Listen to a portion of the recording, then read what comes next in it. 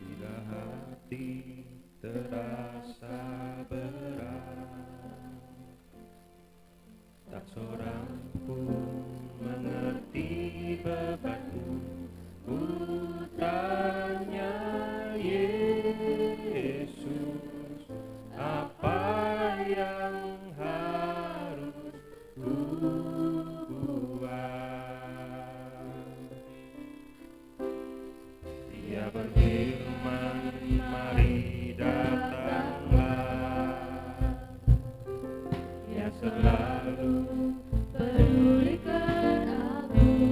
Ku datang Yesus, Dia pikul segala bebanku. Sujud di altarnya, ku bawa hidupku. Ku terima anugerahnya, Dia ampuniku dan bebaskanku. Dia ubah hidupku, barui hatiku. Sesuatu terjadi saat datang di altarnya. Mari kita bangkit berdiri. Bila hati terasa berat, tak seorang pun mengerti bebanku. Ku tanya Yesus, apa yang harus ku buat?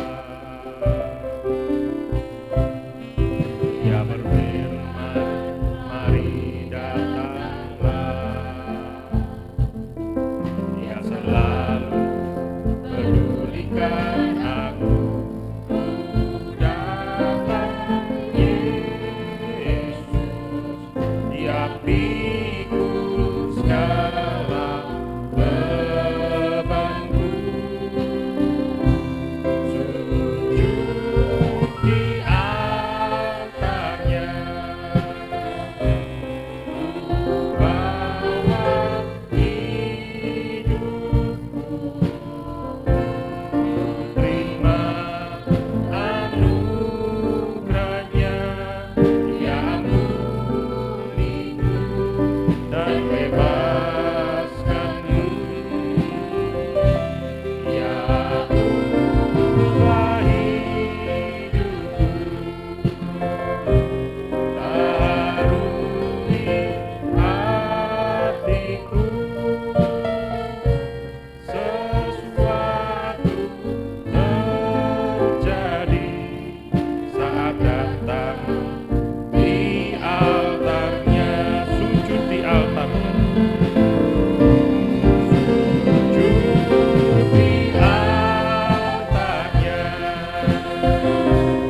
Ku bawa hidupku, terima anugerahnya, Dia ampuniku dan bebaskanku. Dia ubah hidupku, barui hatiku.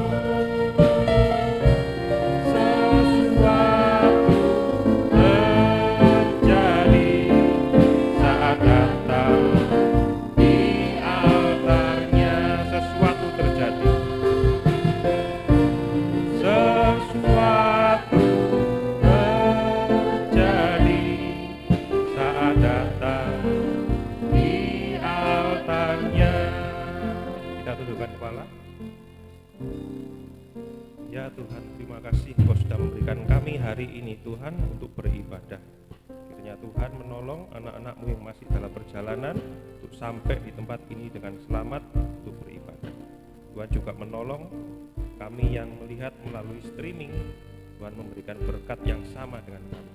Terima kasih ya Tuhan, kami selalu bergantung padamu Tuhan. Hadirlah di tempat ini Tuhan, berkatilah pelayan-pelayan-Mu supaya kami bisa memberikan yang terbaik buat nama-Mu.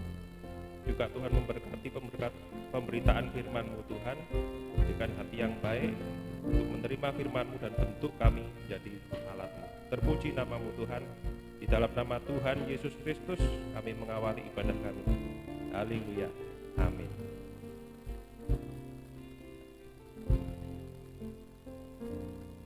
Shalom, selamat pagi Bapak Ibu. Kita akan mengawali ibadah kita dengan lagu Bahwa Tuhan Juga Gunung Batuku.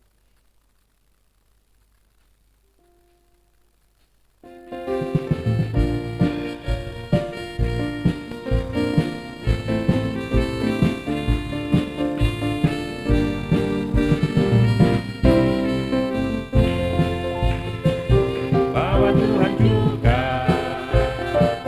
gunung batuku, bahwa Tuhan juga kota bentengku, bahwa Tuhan juga penolongku, Dia itu Allahku dan gunung batuku, bahwa Tuhan juga gunung batuku, bahwa Tuhan juga kota bentengku, bahwa Tuhan juga penolongku, Dia itu Allahku dan gunung batuku. Aku percaya akan Dia perlindunganku. Aku percaya akan Dia tanduk selamat. Aku percaya akan Dia sang perisaiku, tempat perlindungan yang tinggi. Bahwa Tuhan juga gunung batuku, bahwa Tuhan juga kota bentengku, bahwa Tuhan juga penolongku, Dia itu Allahku dan gunung batuku, bahwa Tuhan juga gunung batuku, bahwa Tuhan juga kota bentengku, bahwa Tuhan juga penolongku, yaitu Allahku dan gunung batuku. Aku percaya akan Dia perlindunganku. Aku percaya akan Dia tanduk selamat. Aku percaya akan Dia sang perisaiku, tempat perlindungan yang tinggi. Bahwa Tuhan juga, bahwa Tuhan juga gunung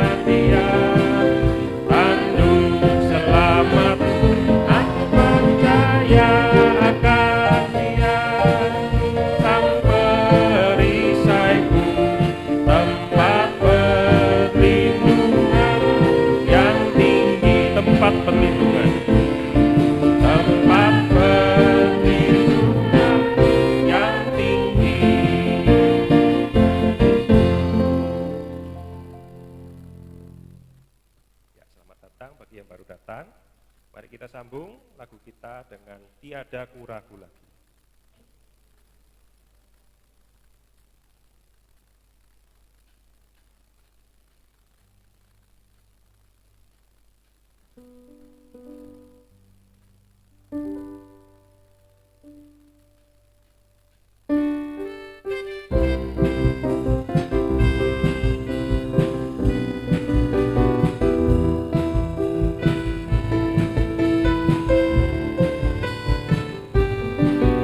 Tiada ku ragu lagi untuk mengikut-Mu Yesus.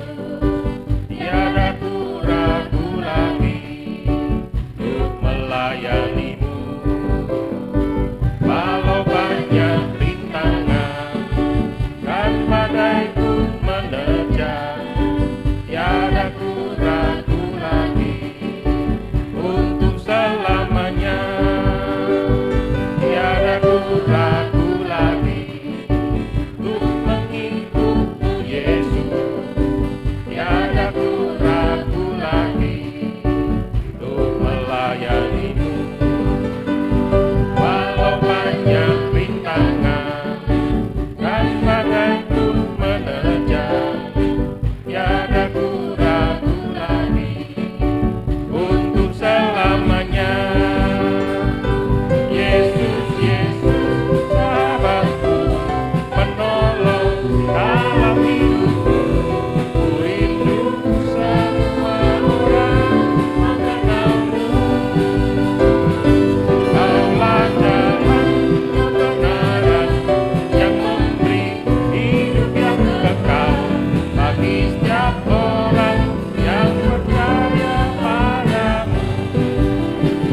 Tiada ku ragu lagi untuk mengikut-Mu Yesus. Tiada ku ragu lagi untuk melayani-Mu.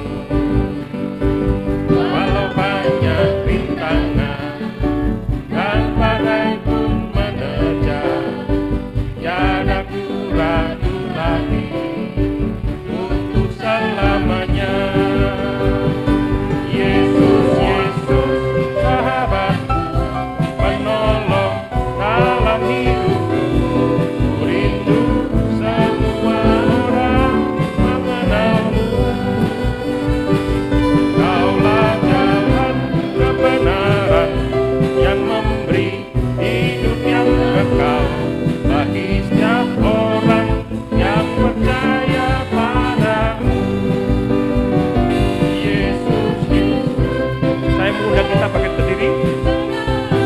dalam hidupku.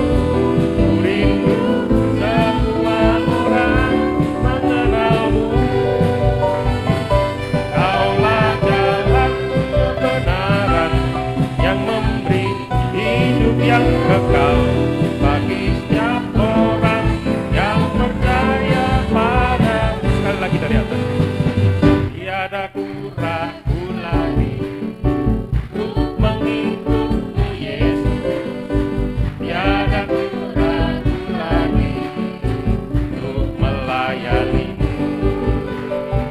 Walau banyak rintangan dan badai pun menerjang, tiada ku ragu lagi untuk selamanya. Yesus, Yesus, sahabatku, penolong dalam hidupku. Ku rindu semua orang mengenal-Mu. Kaulah jalan kebenaran dan memberi hidup yang kekal bagi setiap orang yang percaya padamu. Yesus, Yesus, Yesus, Yesus, sahabatku, penolong dalam hidupku. Ku rindu semua orang mengenal-Mu. Kaulah jalan kebenaran yang memberi hidup yang kekal bagi setiap orang yang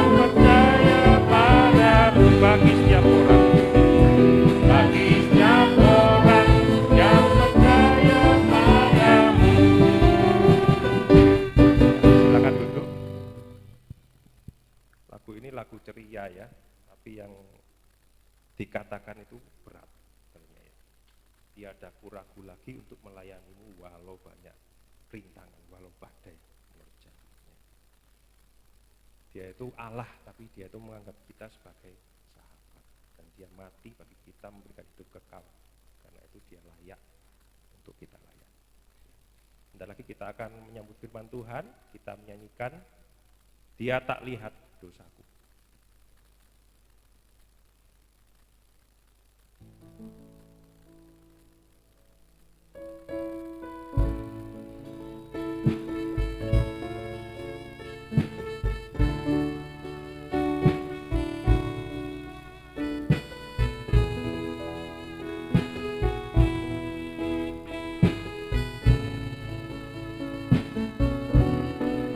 Setelah mengembara tanpa tujuan, ku tersesat dan terhilang tanpa harapan.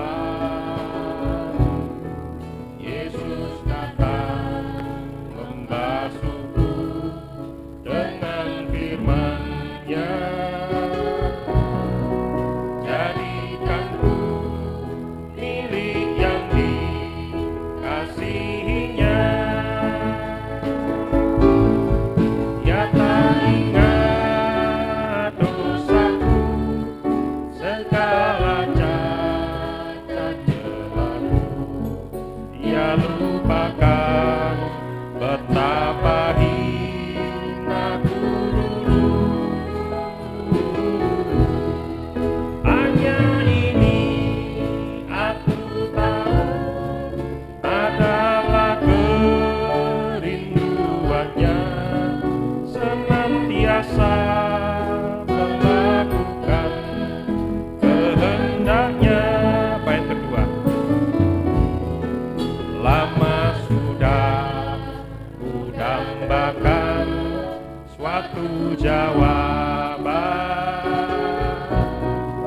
tak suatu pun yang dapat puaskan jiwaku.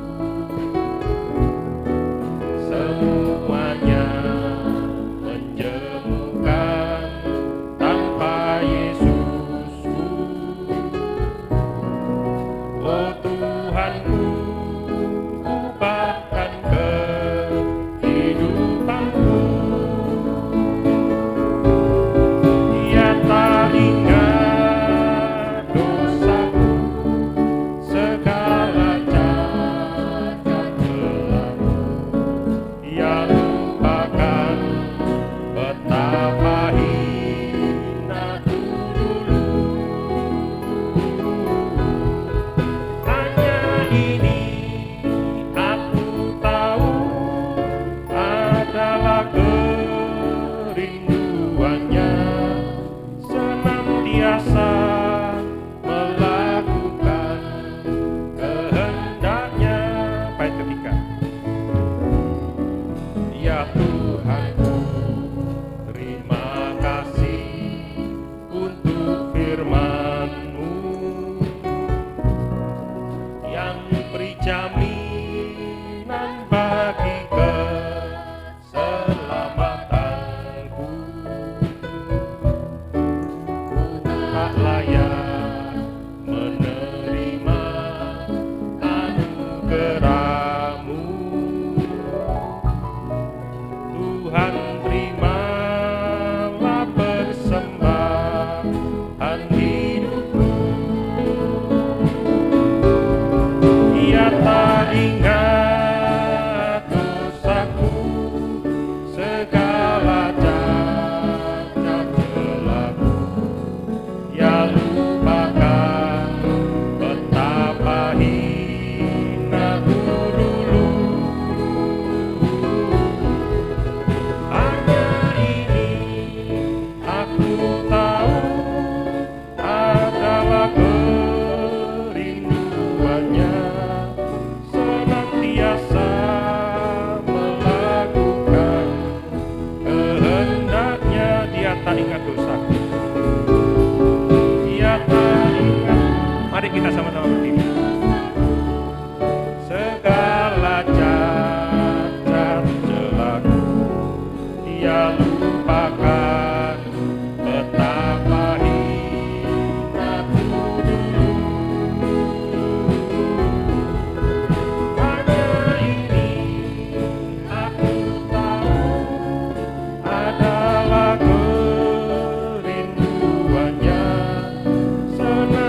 senantiasa melakukan kehendaknya.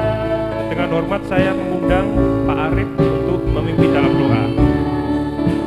Dosaku segala cacat celaku yang lupakan betapa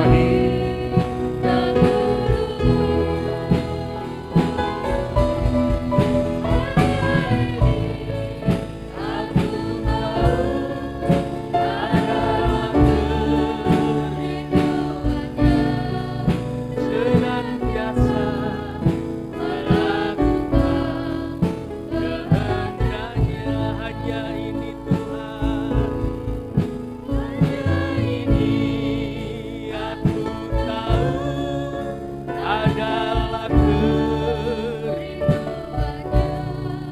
senantiasa melakukan kehendaknya. Haleluya Yesus, Kau luar biasa. Terima kasih Tuhan, terima kasih Tuhan. Oleh pengorbananmu Tuhan, oleh kasih-Mu yang besar, kami boleh ada sebagaimana kami ada di tempat ini. Bukan karena kami hebat Tuhan, bukan karena kami kuat, bukan karena kami bisa, tapi karena Engkau sudah tidak mengingat lagi dosa kami. Karena Engkau sangat memperhatikan kami Tuhan. Terima kasih Tuhan Yesus, terima kasih.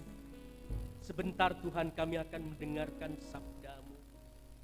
Berikanlah hati, berikanlah kami hati yang rendah, bahkan hati yang lemah lembut Tuhan, supaya kami boleh cepat untuk mendengar firman-Mu. Kami boleh cepat mengerti firman-Mu. Terlebih kami boleh cepat untuk melakukan firman-Mu di dalam hidup kami. Terima kasih Tuhan, terima kasih. Jamah setiap kami Tuhan, jamah setiap kami, pribadi lepas pribadi, bahkan keluarga lepas keluarga Tuhan, supaya firman-Mu yang akan disampaikan oleh hamba-Mu bisa betul-betul menjadi rema di dalam hidup kami. Terima kasih Tuhan, berkati hamba-Mu yang akan menyampaikan firman-Mu. Taruh hikmat marifat-Mu dalam perkataan hamba-Mu. Bubui dengan keberanian yang sungguh untuk menyampaikan firman-Mu, sehingga tidak ada firman-Mu yang tersembunyi bagi kami. Terima kasih Tuhan, terima kasih. Segala kuasa yang tidak Engkau punya, yang berusaha mengacaukan konsentrasi kami, bahkan mencuri firman yang akan ditaburkan ini Tuhan, kami satukan hati kami panggil nama-Mu dan mohon kuasa. Di dalam nama Tuhan Yesus Kristus, kami usir keluar roh-roh yang hendak mengacaukan, roh-roh yang tidak Engkau punya, keluar dari tempat ini, juga dari dalam hati kami sekalian. Terima kasih Tuhan, berfirmanlah, kami siap mendengarkan dan mohon hikmat. Haleluya, amin.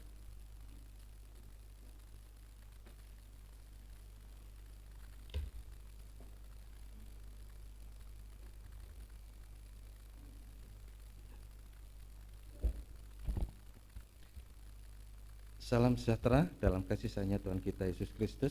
Selamat pagi dimanapun Bapak Ibu Saudara berada, baik yang ada di tempat ini maupun yang di rumah-rumah yang menyaksikan live streaming.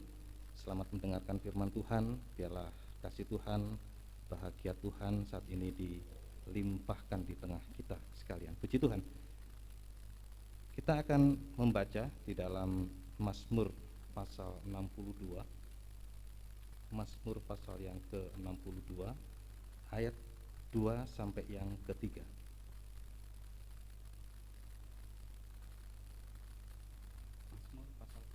Mazmur 62 ayat 2 sampai 3. Ayat 2 pasal 62 ayat yang kedua sampai yang ketiga. Hanya dekat Allah saja aku tenang, daripadanya lah keselamatanku. Hanya dialah gunung batuku dan keselamatanku, kota bentengku, aku tidak akan goyah. Puji Tuhan. Saudaraku yang dikasihi oleh Tuhan, Kita tadi sudah mendengar, sudah membaca apa yang dikatakan oleh seorang raja Israel yang besar, itulah Raja Daud. Dia mengatakan dan dituliskan dalam kitab Mazmur, seorang raja yang dipakai Tuhan luar biasa ini, dia mengatakan hanya dekat Allah saja aku tenang. Kalau saudara membaca di dalam kitab suci ini, Raja Daud ini begitu banyak perwira-perwiranya, pasukannya, tentaranya yang memberikan mempertaruhkan nyawanya bagi seorang Raja Daud ini. Kalau saudara baca di dalam 2 Tawarikh pasal 23 ayat 6 di situ, dia memiliki 30 perwira, bahkan ada triwira di situ yang siap untuk mengorbankan nyawanya buat Raja Daud ini. Bagaimana pada waktu Raja Daud dia dikepung oleh Filistin, dia berada di gunung dan dia kehausan di situ. Dia ingin minum air. Kemudian triwira ini begitu dia mendengar suara rajanya begitu, dia terobos itu kemahnya Filistin itu hanya untuk mengambil minum seorang rajanya itu. Dia mempertaruhkan nyawanya bagi raja ini. Jadi begitu loyalnya, begitu setianya perwiranya ini, pasukan-pasukannya itu. Nah, tapi Raja Daud tidak mengatakan hanya dekat perwiraku, hanya dekat tentaraku aku tenang, tidak. Tetapi dia mengatakan hanya dekat Allah saja aku tenang. Luar biasa ini Bapak Ibu. Nah, seringkali kita berbeda dengan Raja Daud. Mungkin kita punya sanak saudara, mungkin punya teman seorang pejabat tinggi. Nah, mungkin kita berkata seperti itu, hanya dekat temanku yang jenderal itu aku tenang. Nah, tapi kita bisa melihat bagaimana pengalaman seorang Raja Daud ini. Sekalipun dia memiliki perwira yang mempertaruhkan nyawanya bagi dia, tetapi dia hanya mengatakan hanya dekat Allah saja aku tenang. Atau kalau kita lihat bahwa Raja Daud ini seorang yang raja yang begitu kaya raya. Nah, dia tidak juga mengatakan hanya tinggal di istanaku dengan kekayaanku aku tenang. Tidak, Raja Daud tidak mengatakan seperti itu. Tetapi dia hanya mengatakan hanya dekat Allah saja aku tenang. Itulah pengalaman dari seorang raja Israel yang begitu menjadi pengalaman berharga bagi kita saat ini. Biarlah ini yang menjadi satu pelajaran yang baik bagi kita dalam mengarungi lautan dunia ini yang penuh gelora, yang penuh dengan segala sesuatu yang ingin menenggelamkan anak-anak Tuhan. Tetapi kita juga bisa berkata seperti seorang raja ini, hanya dekat Allah saja aku tenang. Luar biasa. Ini biarlah menjadi satu pengalaman bagi kita semua saat ini.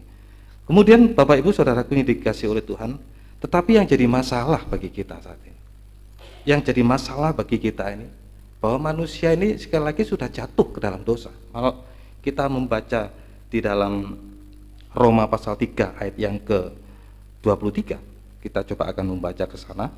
Roma pasal 3 ayat yang ke-23. Roma pasal 3 ayat yang ke-23. Karena semua orang telah berbuat dosa dan telah kehilangan kemuliaan Allah, Terus? dan oleh kasih karunia telah dibenarkan dengan cuma-cuma karena penebusan dalam Kristus Yesus. Ya, terima kasih. Jadi semua manusia sudah berbuat dosa. Sekali lagi Raja Daud tadi mengatakan hanya Tuhan gunung batu keselamatanku. Tetapi karena manusia sudah berbuat dosa, sudah melakukan pelanggaran, tidak taat dengar dengan akan firman Tuhan, dimulai dari awal penciptaan dulu, Adam dan Hawa sudah jatuh ke dalam dosa, sehingga kemuliaan itu sudah tidak ada lagi di dalam kehidupan manusia, dan manusia sudah jatuh ke dalam dosa. Ya, jadi hilang kemuliaan Allah, hilang keselamatan itu sudah. Keselamatan itu sudah hilang.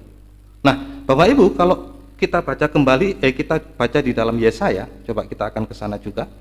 Yesaya pasal yang ke-59. Yesaya pasal 59 ayat yang kedua.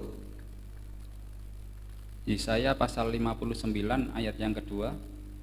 Tetapi yang merupakan pemisah antara kamu dan Allahmu ialah segala kejahatanmu, dan yang membuat dia membunyikan diri terhadap kamu sehingga ia tidak mendengar ialah segala dosamu. Iya, terima kasih. Dan kalau sudah manusia berbuat dosa, kehilangan keselamatan, dia terpisah dengan Tuhan. Sudah terbentang jarak yang begitu jauh antara Tuhan dan manusia. Sudah terpisah, sudah terpisah.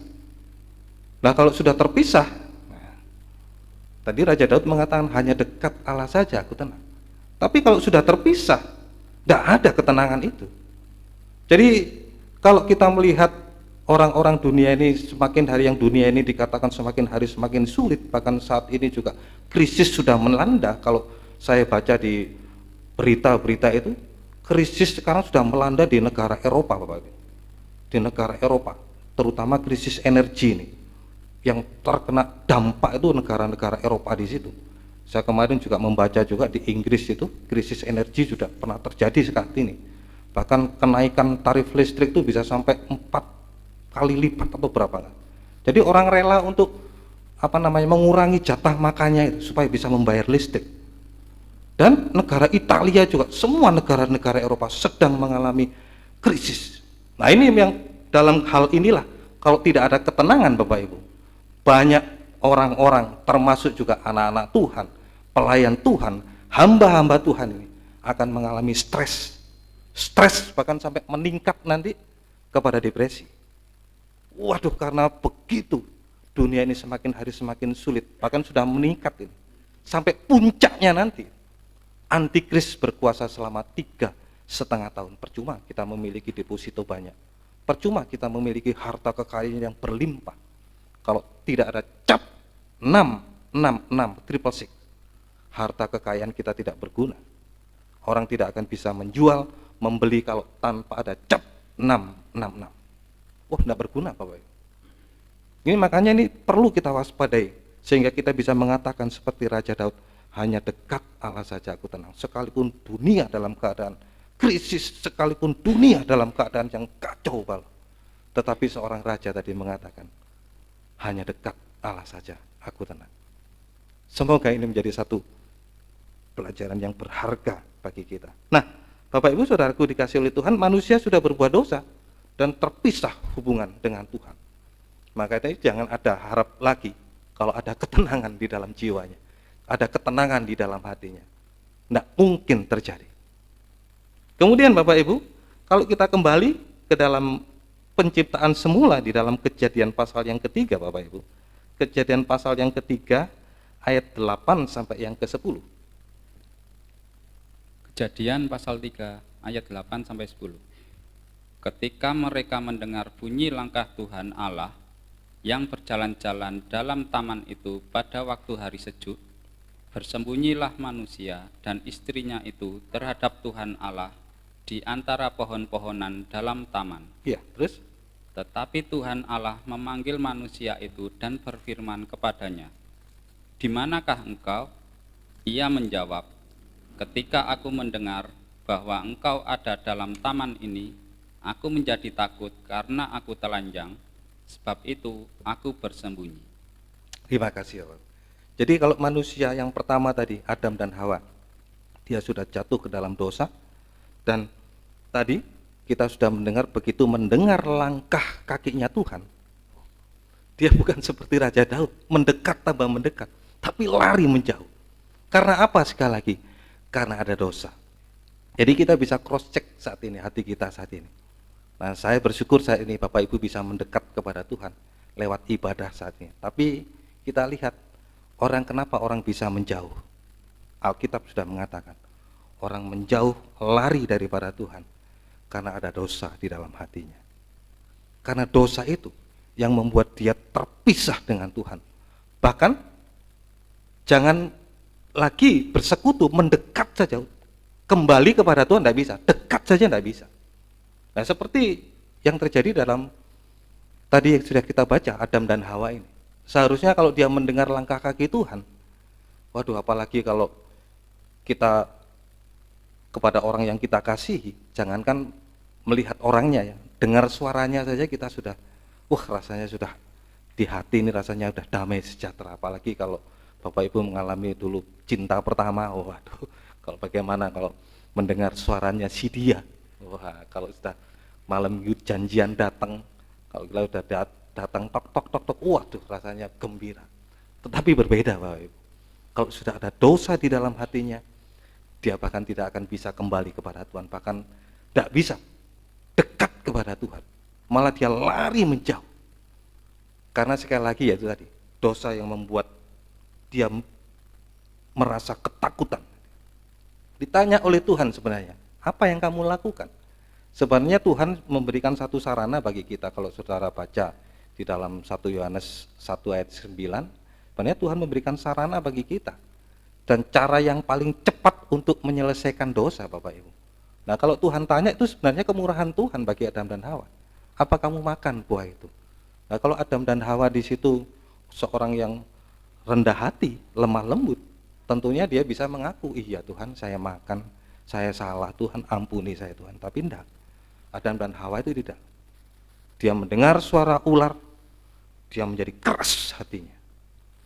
Bahkan perkataan Tuhan yang adalah kasih kemurahan bagi Adam dan Hawa, dia abaikan di situ.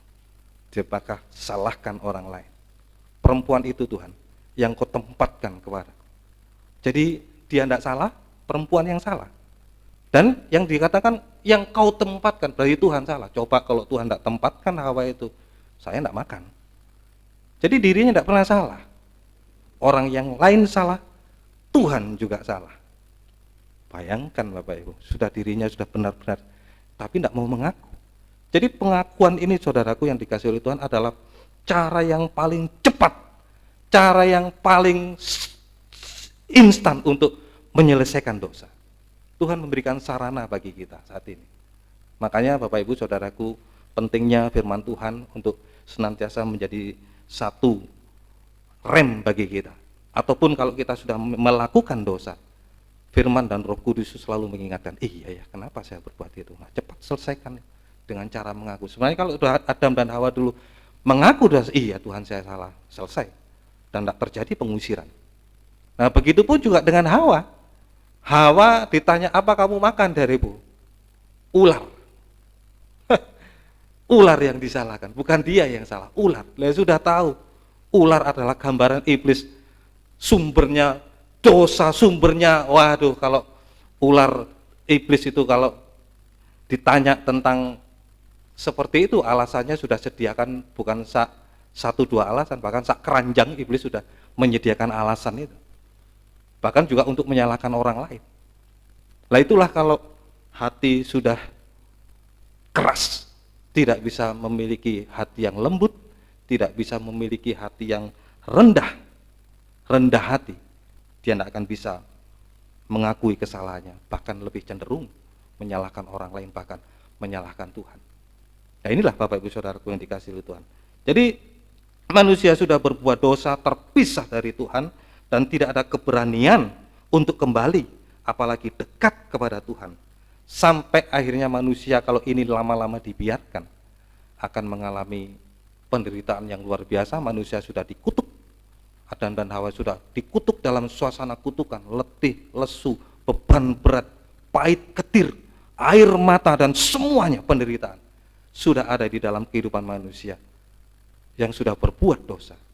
Sampai ini kalau lama-lama dibiarkan Bapak Ibu, ini akan mengalami kematian. Bukan mati-mati secara kematian pertama, tetapi sampai kematian yang kedua. Itulah di dalam lautan api yang menyala-nyala, di dalam neraka selama-lamanya, tempat penyiksaan siang malam. Nah makanya Bapak Ibu, Tuhan kalau melihat dalam keadaan manusia seperti itu, Tuhan tidak rela. Nah inilah kebaikan Tuhan yang perlu kita syukuri. Tuhan kalau melihat keadaan manusia seperti itu, bahkan sampai mengalami maut, kematian kedua, Tuhan tidak rela. Makanya Tuhan berusaha, ada usaha Tuhan. Bagaimana usaha Tuhan? Usaha Tuhan itu datang ke dunia ini. Yesus datang ke dunia sebagai Allah datang kepada dunia ini untuk menyelamatkan manusia yang sudah dalam suasana kutukan, bahkan sampai menuju kepada kebinasaan. Yesus harus datang menjadi manusia yang menderita. Penderitaan Yesus di atas kayu salib, bahkan sampai dia rela mati bagi kita. Untuk apa ini? untuk menyelamatkan orang-orang berdosa supaya tidak masuk dalam suasana kutukan, tidak masuk dalam suasana maut, tetapi bisa merasakan kerajaan surga. Wah, luar biasa Bapak Ibu. Inilah yang menjadi usaha Tuhan bagi kita manusia. Nah, kalau kita melihat bahwa Tuhan sudah berusaha bagi kita, nah kita pun juga harus berusaha Bapak Ibu. Jadi tidak bisa pasif. Kalau Tuhan berusaha sampai rela tinggalkan surga, menjadi manusia yang menderita, bahkan harus mati, rela mati di atas kayu salib, loh, Tuhan berusaha loh itu. Ada usaha Tuhan, Tuhan rela loh itu. Nah, bagaimana dengan kita saat ini? Makanya kita harus berusaha juga sama seperti Tuhan. Ada usaha dari manusia untuk bisa menerima keselamatan itu Bapak Ibu. Nah, usaha manusia bagaimana? Banyak usaha manusia Bapak Ibu. Banyak sekali usaha manusia. Mulai dari sekolah, mereka harus sekolah segiat-giatnya untuk mencapai gelar ijazah, yang kuliah juga harus dengan sungguh-sungguh kuliah. Ini usaha manusia. Dan juga yang bekerja juga bekerja siang, pagi sampai malam, malam sampai pagi. Ini usaha manusia. Untuk apa? Untuk bisa makan. Dan banyak lagi usaha. Ada yang buka toko dari pagi sampai malam-malam. Wah, kalau belum menututi storannya sampai pagi juga harus lembur. Waduh. Ya memang itu usaha manusia. Tetapi usaha manusia yang lebih daripada itu, usaha manusia yang lebih utama daripada itu adalah usaha yang pertama Bapak Ibu. Kita akan membaca. Ini usaha manusia yang harus menjadi utama, menjadi satu keutamaan bagi kita, prioritas kita. Usaha manusia yang pertama, kita akan membaca di dalam Injil Matius pasal yang ke-11 ayat yang ke-28 sampai yang ke-30. Matius pasal 11 ayat yang ke-28 sampai 30. Marilah kepadaku semua yang letih lesu dan berbeban berat. Aku akan memberi kelegaan kepadamu. Ya, terus. Pikulah kuk yang kupasang dan belajarlah padaku. Karena aku lemah lembut dan rendah hati, dan jiwamu akan mendapat ketenangan. Luar biasa. Terus ayat 30.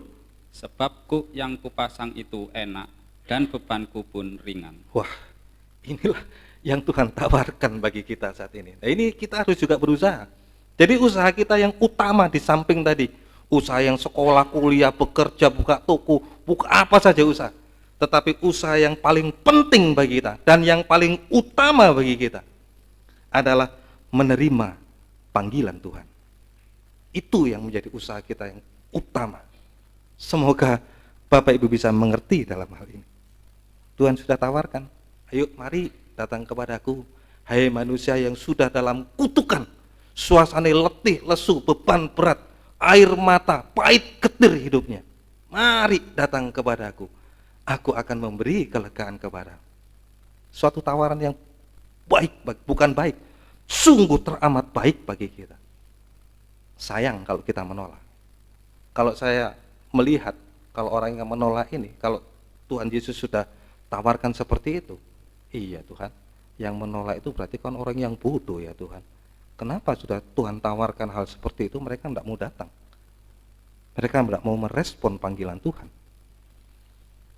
Mungkin pikiran saya sama pikiran saudara mungkin sama barangkali. Nah, Tuhan sudah tawarkan hal ini. Kalau orang yang tidak mau datang, betapa bodohnya dia. Maaf permisi bicara, mungkin ini agak kasar ya, betapa bodohnya dia. Tetapi ya itulah, kalau kehidupan manusia yang tidak mau terima panggilan Tuhan. Nah, ini yang menjadi usaha kita yang utama tadi saya katakan. Harus menjadi prioritas kita menerima panggilan Tuhan. Karena Tuhan sudah memberikan satu solusi yang baik bagi kita. Mari datang kepadaku, hai kamu yang letih, lesu, berbeban berat. Beban yang paling berat Bapak Ibu, itulah beban dosa. Semakin hari kita berbuat dosa, semakin bertambahnya beban kita. Semakin hari lama kita menambah dosa, bertambah beratnya juga beban kita. Bayangkan Bapak Ibu, kalau dosa itu tidak kita selesaikan, apalagi orang yang melayani Tuhan seperti saya ini, hanya berbuat dosa, betapa berat beban kita. Apalagi kalau melayani, di atas mimbar. Bayangkan kalau punya beban 100 kilo, kalau untuk berkhotbah dalam mimbar kayak gini, waduh, bagaimana Bapak? Wah, saudara-saudara, aduh, enggak kuat. Dalam hal apa saja, baik dalam apa saja, kalau ada beban dalam kehidupan kita, berat Bapak. Makanya itu Bapak Ibu, Tuhan sudah berusaha datang dan memanggil kita, mari datang kepadaku. Usaha kita harus menerima panggilan Tuhan. Bagaimana proses atau prakteknya kita menerima panggilan Tuhan? Ya lewat percaya pada Yesus yang kita kenal tabernakel itu. Nah, tabernakel itu berbicara tentang tadi yang saya katakan adalah kita di dunia ini supaya bisa merasakan suasana kerajaan surga. Nah, kerajaan surga ini kalau saudara baca di dalam Galatia bukan soal makan minum, bukan urusan perut, tetapi kerajaan surga itu berbicara tentang kebenaran, berbicara tentang damai sejahtera, berbicara tentang sukacita. Nah, di tengah dunia padang gurun yang sudah dikutuk oleh Tuhan, tetapi Tuhan tawarkan tabernakel itu dibuat di bumi ini. Seperti Musa dulu naik di atas gunung Sinai menerima dua hal. Yang pertama 2 loh batu, dan yang kedua adalah tabernakel, kemah suci. Ya, tabernakel. Jadi itu langit dibuka dan Musa bisa melihat surga, harus dibuat di bumi. Memang tabernakel secara jasmani sudah hancur saat ini. Tetapi saat ini kita belajar tentang pengajaran dari tabernakel. Bahwa tabernakel itu adalah pola surga yang harus dibuat di bumi supaya di bumi seperti di surga lewat pengajaran tabernakel.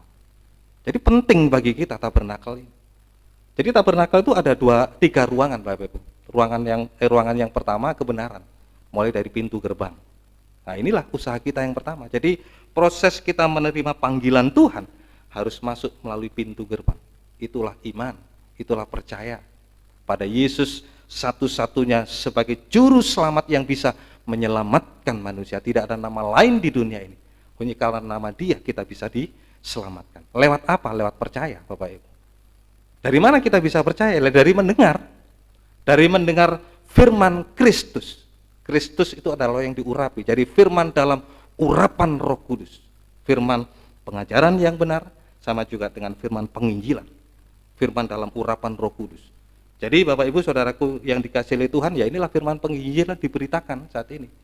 Siapapun yang bisa mendengarkan firman ini dimanapun mereka berada yang menyaksikan lewat firman penginjilan ini. Jadi sekali lagi firman penginjilan itu jangan diremehkan, tidak, tapi itu penting sekali untuk menambah jiwa, untuk memanggil orang-orang yang berdosa supaya datang kepada Tuhan lewat percaya kepada Yesus. Dia mendengar firman Kristus tadi. Jadi iman yang benar itu datangnya bukan dari melihat, tetapi dari mendengar. Itu Roma 10 ayat yang ke-17 di situ. Iman itu datangnya dari mendengar, bukan melihat. Kalau iman itu datangnya dari melihat, saya katakan itu iman yang rapuh, Bapak Ibu.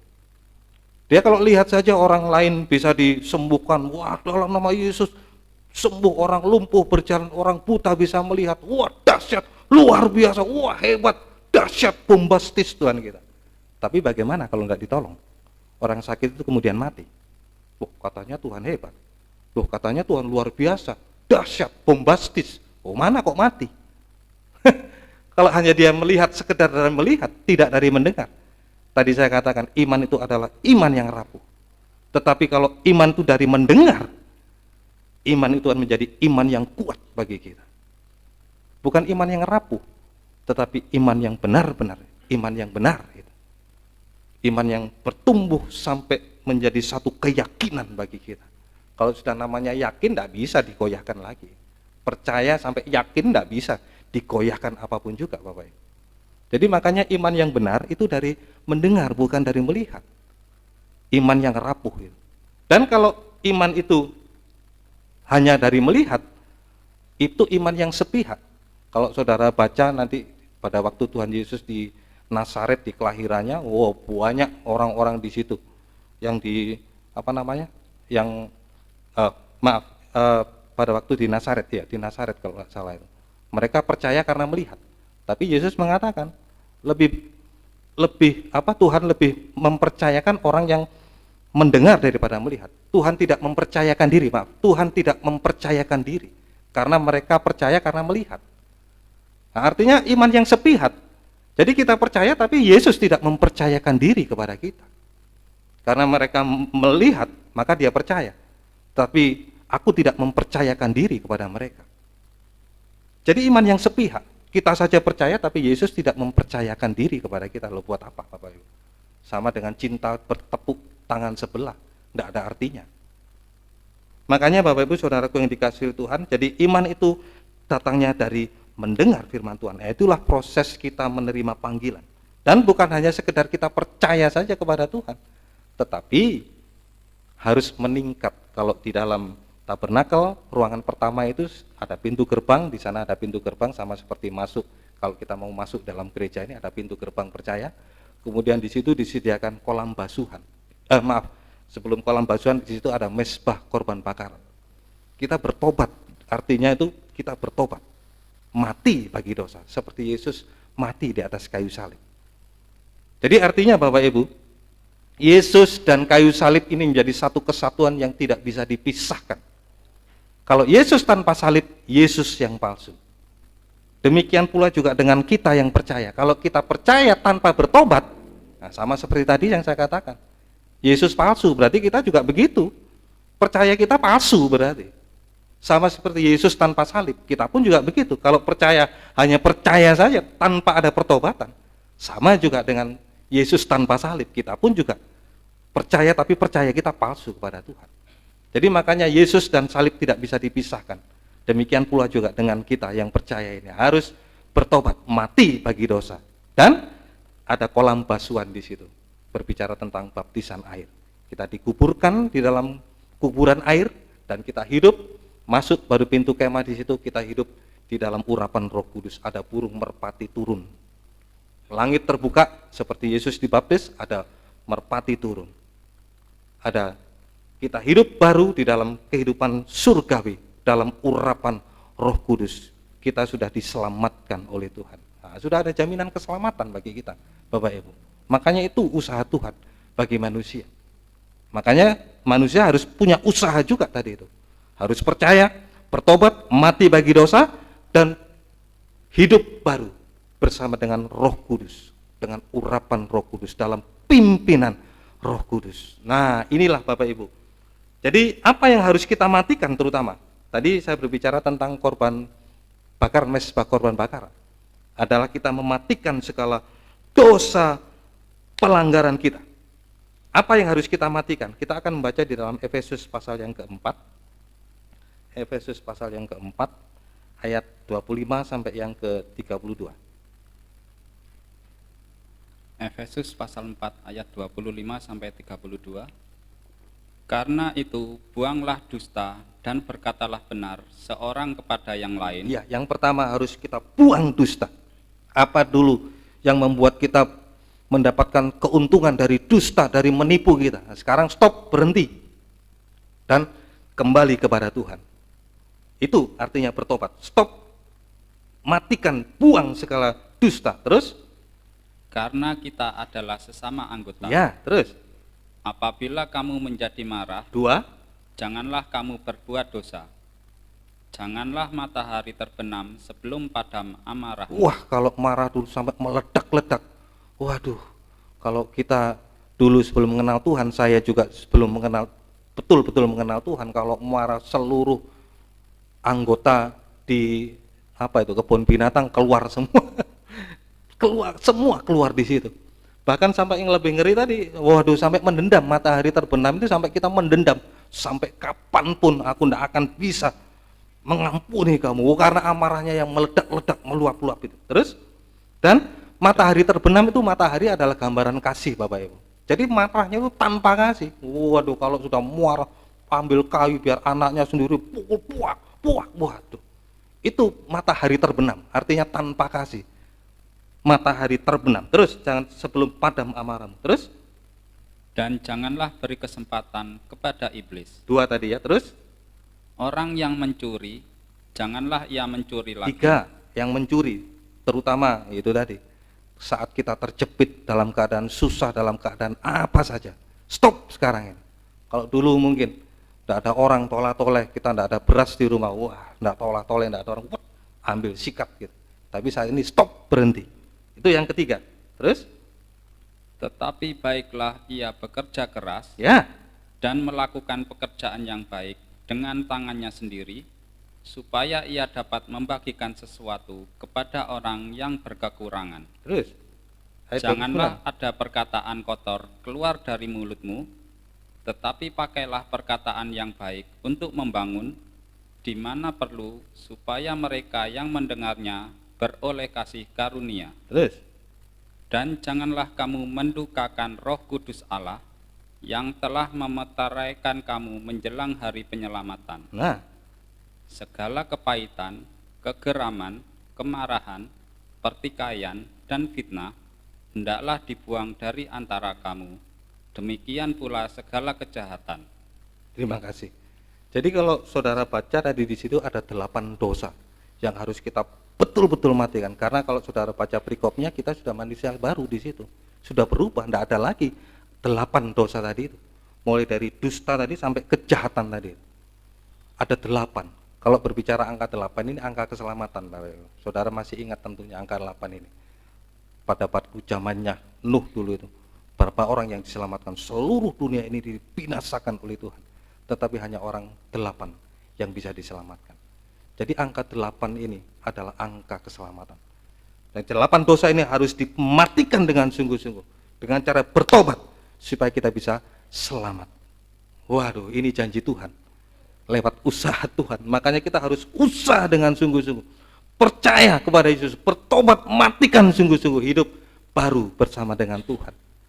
Langit terbuka, itulah keselamatan, sudah terbuka bagi kita. Dan bukan hanya keselamatan saja Bapak Ibu, janji Tuhan bagi kita, ada berkat Tuhan. Ada berkat Tuhan yang dilimpahkan bagi kita. Nah, berkat Tuhan sekali lagi bukan diukur dari banyaknya kekayaan kita, tetapi dari segala apa yang Tuhan cukupkan bagi kita. Itulah berkat Tuhan Bapak Ibu. Kalau saudara baca di dalam bagaimana Tuhan dulu mengeluarkan bangsa Israel dari Mesir dulu itu, mereka harus di padang gurun. Nah, Tuhan berikan jaminan berkat pemeliharaan Tuhan itu. Lewat apa? Lewat mana? Yang tiap pagi bangsa Israel harus memungutnya di situ. Dengan memungut satu orang satu gomer. Orang yang memungut lebih tidak berkelebihan, orang yang memungut sedikit tidak berkekurangan. Artinya apa? Berkat Tuhan itu cukup bagi kita. Berkat Tuhan itu cukup bagi kita. Bahkan juga melimpah. Artinya melimpah itu selalu kita bisa mengucap syukur seberapapun berkat Tuhan yang Tuhan berkatkan kepada kita. Baik itu sedikit, banyak, kita selalu bisa mengucap syukur. Itu berkat Tuhan yang melimpah-limpah. Dan berkat Tuhan yang berlimpah-limpah itu juga saat kita diberkati, kita juga bisa menjadi berkat bagi orang lain. Nah, itulah berkat Tuhan yang berlimpah-limpah. Bukan hanya jaminan keselamatan, tapi Tuhan memberikan juga jaminan pemeliharaan di tengah-tengah dunia yang sulit ini. Makanya Tuhan Yesus sampai memberikan satu perumpamaan, pandang itu burung, pandang itu bunga bakung. Supaya apa? Yaitu tadi tidak ada kekhawatiran lagi, karena Tuhan yang menjamin bagi kita. Semoga kita bisa mengerti sungguh-sungguh akan firman Tuhan. Dan inilah sekali lagi Tuhan sudah menawarkan bagi kita. Bagaimana? Kita mau usaha apa enggak? Menerima panggilan Tuhan lewat percaya, mati bagi dosa, kemudian hidup baru bersama dengan Tuhan, hidup dalam pimpinan Roh Kudus. Di situ ada jaminan keselamatan, di situ ada berkat Tuhan yang Tuhan janjikan bagi kita. Wah, luar biasa. Semoga kita bisa mengerti dalam hal ini. Dan kemudian 1 Yohanes pasal 1 ayat yang ke-21. 1 Yohanes pasal 1 ayat yang ke-21. Maaf, 1 Yohanes 1. Maaf, saya cari dulu ya.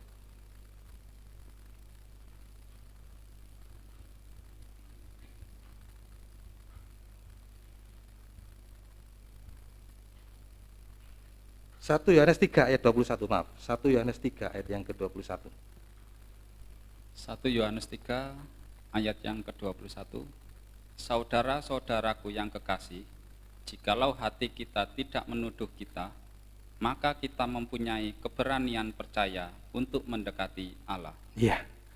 Jadi inilah saudaraku yang dikasihi Tuhan, sarana yang Tuhan berikan bagi kita dan usaha kita untuk kita bisa mendekat kepada Tuhan kembali. Itu lewat kita bisa bertobat, percaya Yesus, bertobat dan hidup baru. Maka kita ada keberanian tadi itu untuk bisa mendekat kepada Allah. Dan jaminannya tadi seperti Raja Daud tadi mengatakan, hanya dekat Allah saja aku tenang. Nah, hasilnya Bapak Ibu, jadi kalau sudah tidak ada dosa lagi, terutama 8 dosa tadi itu yang menguasai kehidupan manusia. Kalau dosa itu sudah kita selesaikan tadi di situ, baru sudah tidak ada tuduhan lagi. Yang menuduh itu terutama setan dan hati kita yang menuduh. Kamu tadi begitu gitu. Wah, kalau sudah tidak ada tuduhan dalam hati kita ini, baru kita ada keberanian tadi itu untuk percaya dan mendekat kembali kepada Tuhan. Asal itu tadi kita selesaikan dosa lewat bertobat dengan sungguh-sungguh. Ya. Kemudian dosa selesai, segala pengakuan dosa kita, kalau kita sungguh-sungguh, kalau kita sudah diampuni, jangan berbuat dosa lagi. Baru di situ ada keberanian kita untuk bisa mendekat kepada Allah. Nah, hasilnya Bapak Ibu, yang pertama, kembali lagi ke Mazmur tadi 62 ayat yang ketiga, hanya Dia gunung batuku, keselamatanku. Seperti tadi yang sudah saya sampaikan tadi, bahwa hasil yang pertama kalau kita menerima panggilan Tuhan, kita bisa selamat dan diberkati oleh Tuhan. Hanya Dia gunung batuku, keselamatanku. Orang banyak mencari keselamatan di luar Yesus, tapi keselamatan itu hanya di dalam Yesus. Makanya itu Bapak Ibu Saudaraku yang dikasihi oleh Tuhan, sungguh-sungguh kita harus menerima panggilan Tuhan. Kemudian hasil yang kedua, Matius, kembali ke dalam Matius 11 ayat yang ke-28 sampai yang ke-30 tadi. Kita ulang baca Matius 11 ayat yang ke Matius pasal 11 ayat 28 28 sampai 30. Marilah kepadaku semua yang letih lesu dan berbeban berat, aku akan memberi kelegaan kepadamu. Hasilnya Bapak Ibu Saudaraku, kita ada keberanian datang kepada Yesus, dan segala beban kita yang sudah kita taruh tadi itu, kita sudah lega, tidak ada lagi beban yang membebani kehidupan kita. Baik itu di dalam rumah tangga, kalau ada beban, waduh berat Bapak Ibu. Kalau ada dosa di dalam rumah tangga, berat. Makanya selesaikan suami istri, anak-anak, selesaikan dosa itu. Sehingga di dalam rumah tangga itu lega sudah. Terus? Pikulah yang kupasang dan belajarlah padaku, karena aku lemah lembut dan rendah hati, dan jiwamu akan mendapat ketenangan. Nah, ketenangan itu sudah ada, Tuhan berikan kepada kita. Kalau sudah tidak ada dosa lagi dalam kehidupan kita tadi, segala beban sudah terlepas, tidak ada lagi beban, dan jiwa kita, terutama jiwa ini berbicara tentang pikiran itu tenang sudah. Tidak mungkin ada pikiran suntuk, tidak ada pikiran stres, tidak ada pikiran depresi, semua pikiran kita bisa tenang. Wah, luar biasa. Terus? Sebab yang kupasang itu enak dan bebanku pun ringan. Hidup kita menjadi enak dan ringan. Wah, luar biasa yang Tuhan janjikan bagi kita. Makanya itu Bapak Ibu Saudaraku yang dikasihi Tuhan, ayo sungguh-sungguh segala apa yang membebani dosa kita, kita lepaskan. Sekalipun itu menguntungkan bagi daging, mengenakkan bagi daging, lepas dengan sungguh-sungguh. Baru Tuhan memberikan satu kelegaan. Baru Tuhan juga memberikan satu ketenangan buat jiwa pikiran kita. Kita tidak lagi stres, pusing, apalagi dan lain sebagainya. Tetapi jiwa kita, pikiran kita menjadi tenang. Terus kemudian yang ketiga, hasil yang ketiga, Efesus pasal 4. Efesus pasal 4 ayat 31 sampai yang ke-32. Efesus pasal 4 ayat 31 sampai 32. Segala kepahitan, kegeraman, kemarahan, pertikaian, dan fitnah hendaklah dibuang dari antara kamu. Ya, kalau kita sudah bertobat, kita sudah buang itu, terus Demikian pula segala kejahatan. Tetapi hendaklah kamu ramah seorang terhadap yang lain, penuh kasih mesra dan saling mengampuni, sebagaimana Allah di dalam Kristus telah mengampuni kamu. luar biasa. Jadi hasilnya kalau kita sudah membuang segala dosa, hidup baru tadi itu, kita membuang segala kepahitan, kejahatan tadi itu, kalau kita sudah mengenakan hidup yang baru di situ, kita selalu kita bisa ramah kepada yang lain, muka berseri lagi. Ramah itu artinya muka berseri, bukan mukanya seperti Kain, muram di situ, tetapi mukanya sudah berseri. Karena ada pahit, iri, benci dan lain sebagainya. Tetapi kalau sudah dibuang, hidup baru, mengenakan manusia baru, di situ kita bisa ramah kepada yang lain. Mukanya berseri, tidak lagi dalam seperti suasana mukanya Kain itu yang muram, ada kebencian, ada kepahitan, tetapi selalu ramah kepada yang lain. Ya, ramah kepada yang lain, terus kemudian juga ada kasih mesra di situ. Ada kasih mesra di antara dalam rumah tangga kita, ada kasih mesra antara hubungan suami istri, anak-anak juga sama orang tua dengan sang anak. Di dalam kandang pengembalaan juga ada kasih mesra antara gembala dengan jemaat, jemaat sama jemaat, ada hubungan saling mesra di situ. Kalau ada manusia yang baru di situ. Dan saling mengampuni sebagaimana Allah bisa mengampuni kita semua. Nah, jadi kalau ada kesalahan sedikit kita bisa ampuni. Bukan hanya kesalahan sedikit, kesalahan yang besar pun kita juga bisa mengampuni.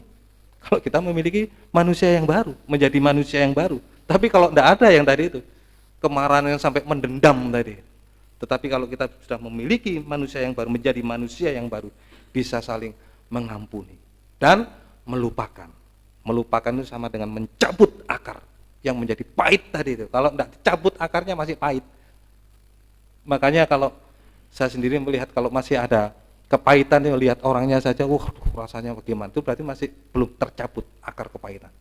Tetapi kalau kita sudah tercabut, sekalipun orangnya di depan kita, kita sudah bisa ramah kepada yang lain, saling mengasihi di situ, dan juga bisa saling mengampuni. Nah, inilah hasilnya Bapak Ibu. Ini hasilnya dari kita sudah menerima ketenangan, usaha kita manusia yang pertama tadi menerima panggilan Tuhan. Hasilnya luar biasa. Nah, kemudian Bapak Ibu, usaha manusia yang kedua. Sekarang usaha manusia yang kedua, usaha manusia yang pertama tadi menerima panggilan Tuhan. Nah, sekarang bagaimana usaha yang kedua dari manusia itu sendiri supaya ada ketenangan tadi. Kita akan membaca di dalam Kejadian pasal yang ke-25 ayat yang ke-27. Kejadian 25 ayat yang ke-27. Kejadian pasal 25 ayat yang ke-27. Lalu bertambah besarlah kedua anak itu. Esau menjadi seorang yang pandai berburu, seorang yang suka tinggal di padang. Tetapi Yakub adalah seorang yang tenang, yang suka tinggal di kemah. Iya, kita tahu ceritanya ini, sama-sama Ishak memiliki dua orang anak, Esau dan Yakub. Nah, mereka kembar ternyata. Setelah keluar, tadi dikatakan bahwa Esau ini sudah lahir di situ dan Yakub juga lahir di situ. Nah, mereka ada perbedaan. Ternyata orang kembar di situ bukan sama, tapi ada perbedaan. Makanya ada kembar identik sama kembar apa itu? Ya betul ya. Ada kembar identik, ada yang enggak. Tapi ya itu tadi, kembar tapi enggak sama. Berbeda antara Esau dan Yakub. Padahal satu kandungan. Padahal satu ayah, satu ibu, tapi beda mereka di situ. Nah, tadi kita sudah mendengar bahwa Esau ini orang yang pandai berburu dan suka berburu dan suka tinggal di padang. Tapi berbeda dengan Yakub. Yakub ini adalah orang yang tenang tadi dan suka tinggal di kemah tadi. Itu perbedaan yang mencolok Bapak Ibu. Kalau saudara baca itu perbedaannya mencolok sekali. Makanya saya pernah menyampaikan nih perbedaan antara orang yang beribadah sama yang tidak ini. Tuhan membedakan dengan sungguh-sungguh. Jadi sekali lagi saya katakan perbedaan yang mencolok antara Esau dan Yakub tadi itu. Nah, kalau sebenarnya ditinjau dari Esau Bapak Ibu, kalau saudara baca, Esau ini adalah sebenarnya luar biasa Esau ini. Orang yang betul-betul memiliki potensi yang luar biasa. Esau ini begitu lahir dia badannya merah di situ. Kalau di dalam rohani merah itu sudah mengalami ketebusan, ya, sudah masuk di halaman di situ. Sudah masuk di halaman di situ. Sudah memiliki ketebusan. Dan Esau ini juga memiliki anak yang sulung, lahir pertama. Memiliki warisan. Nah, memiliki warisan untuk hak sulung itu menerima warisan, dan yang kedua untuk menerima pernikahan ya Pak ya, yang nikah. Nah, untuk menikah awal itu loh, yang sulung itu. Jadi hak kesulungan itu hak untuk menerima warisan, dan untuk menerima perkawinan. Nah, itu sulung. Kemudian Esau juga dikatakan di situ adalah orang yang berbulu. Berbulu ini kalau di dalam kerohanian ini berbicara tentang jubah pelayanan. Sudah mempunyai karunia-karunia yang luar biasa, Bapak Ibu. Mempunyai karunia-karunia yang luar biasa. Potensinya luar biasa Esau ini. Berbeda dengan Yakub. Yakub ini biasa orangnya tidak seperti Esau, dikatakan tidak merah, tidak berbulu, bukan sulung lagi. Sudah tidak ada harapan sebenarnya Yakub ini. Tidak ada harapan sebenarnya Yakub ini. Tetapi yang menjadi satu hal yang menarik bagi Yakub ini adalah dia adalah orang yang suka tinggal di kemah. Ini perbedaannya di situ. Nah, mungkin Esau melihat Yakub yang tidak punya potensi seperti itu, apalagi dia seorang yang pandai berburu, suka tinggal di padang tadi itu, mungkin mengecilkan Yakub. Apa kamu kok? Kamu kok bagikan katak dalam tempurung, masa kamu di kemah saja? Saya ini sudah ke sana kemari. Wah, bisa berburu. Kalau sudah berburu ini bukan berburu apa? Berburu daging. Esau ini berburu daging. Mengatakan kepada Yakub seperti itu barangkali. Wah, apa kamu pakai katak dalam tempurung? Lihat aku ini sudah kemana-mana, sudah bisa makan ini makan itu. Makanannya Yakub cuma kacang merah di situ, kacang merah. Tapi sewaktu-waktu Bapak Ibu, bayangkan Esau ini berburu di padang ya belum tentu sehari dapat ya, 1 hari dapat belum tentu, 3 hari dapat lagi, seminggu dapat lagi, sebulan belum dapat lagi. Nah, pada satu titik dia merasa capek dia di situ dan dia datang kepada Yakub. Aku letih, aku lapar, aku minta makan, Nah, Yakub ini orang yang pintar, orang yang tenang dia itu. Karena sekali lagi Yakub ini suka tinggal di kemah, makanya dia tenang di situ. Nah, kemudian jual dulu hak kesulunganmu.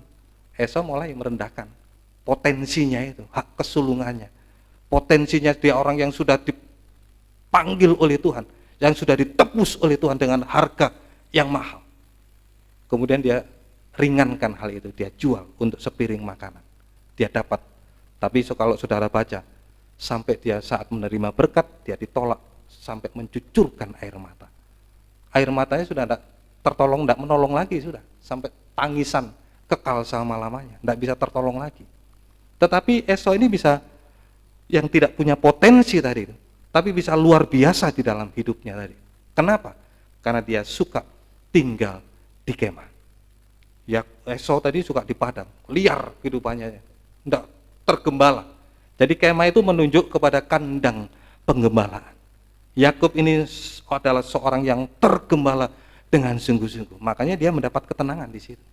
Makanya Bapak Ibu Saudaraku dikasih oleh Tuhan, bagaimana kita bisa tenang? Harus berusaha dengan sungguh-sungguh untuk bisa masuk dalam kandang penggembalaan, sama seperti Yakub tadi. Bagaimana Yakub bisa tenang di situ?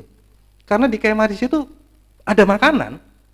Sementara di padang situ dia sehari dapat, 3 hari nggak dapat, seminggu nggak dapat, lapar dia di situ. Tetapi Yakub dalam kemah, ada di rumah Bapa atau di dalam kandang penggembalaan itu selalu tersedia makanan di situ. Jadi tenang dia di situ. Karena apa? Sekali ada banyak makanan. Jadi ketenangan itu karena kita kenyang, Bapak Ibu. Kalau kita bisa makan kenyang baru tenang. Nah, saudara bisa praktekkan nanti di rumah. Kalau saudara nanti lapar, saudara makan, kalau sudah kenyang gitu mau apa? Ya sudah, tenang, duduk-duduk santai. Ya sudah. Ya seperti itu kerohanian kita. Jadi kalau kita dipuaskan oleh firman Tuhan dalam kandang penggembalaan lewat makanan, lewat firman Tuhan yang disampaikan, itu yang membuat kita kenyang. Dan kalau kita sudah kenyang tadi itu, pasti kita mengalami ketenangan seperti Yakub tadi itu. Biar dia diejek, biar dia apa saja, tenang saja dia. Seperti itu. Lama-lama dia datang ke sini. Aku lapar, kasih. Tapi dia terima berkat itu. Ketenangan. Karena apa sekali lagi? Karena dia kenyang. Karena dia dipuaskan oleh firman Tuhan. Ya, inilah pentingnya kita beribadah kepada Tuhan, Bapak Ibu.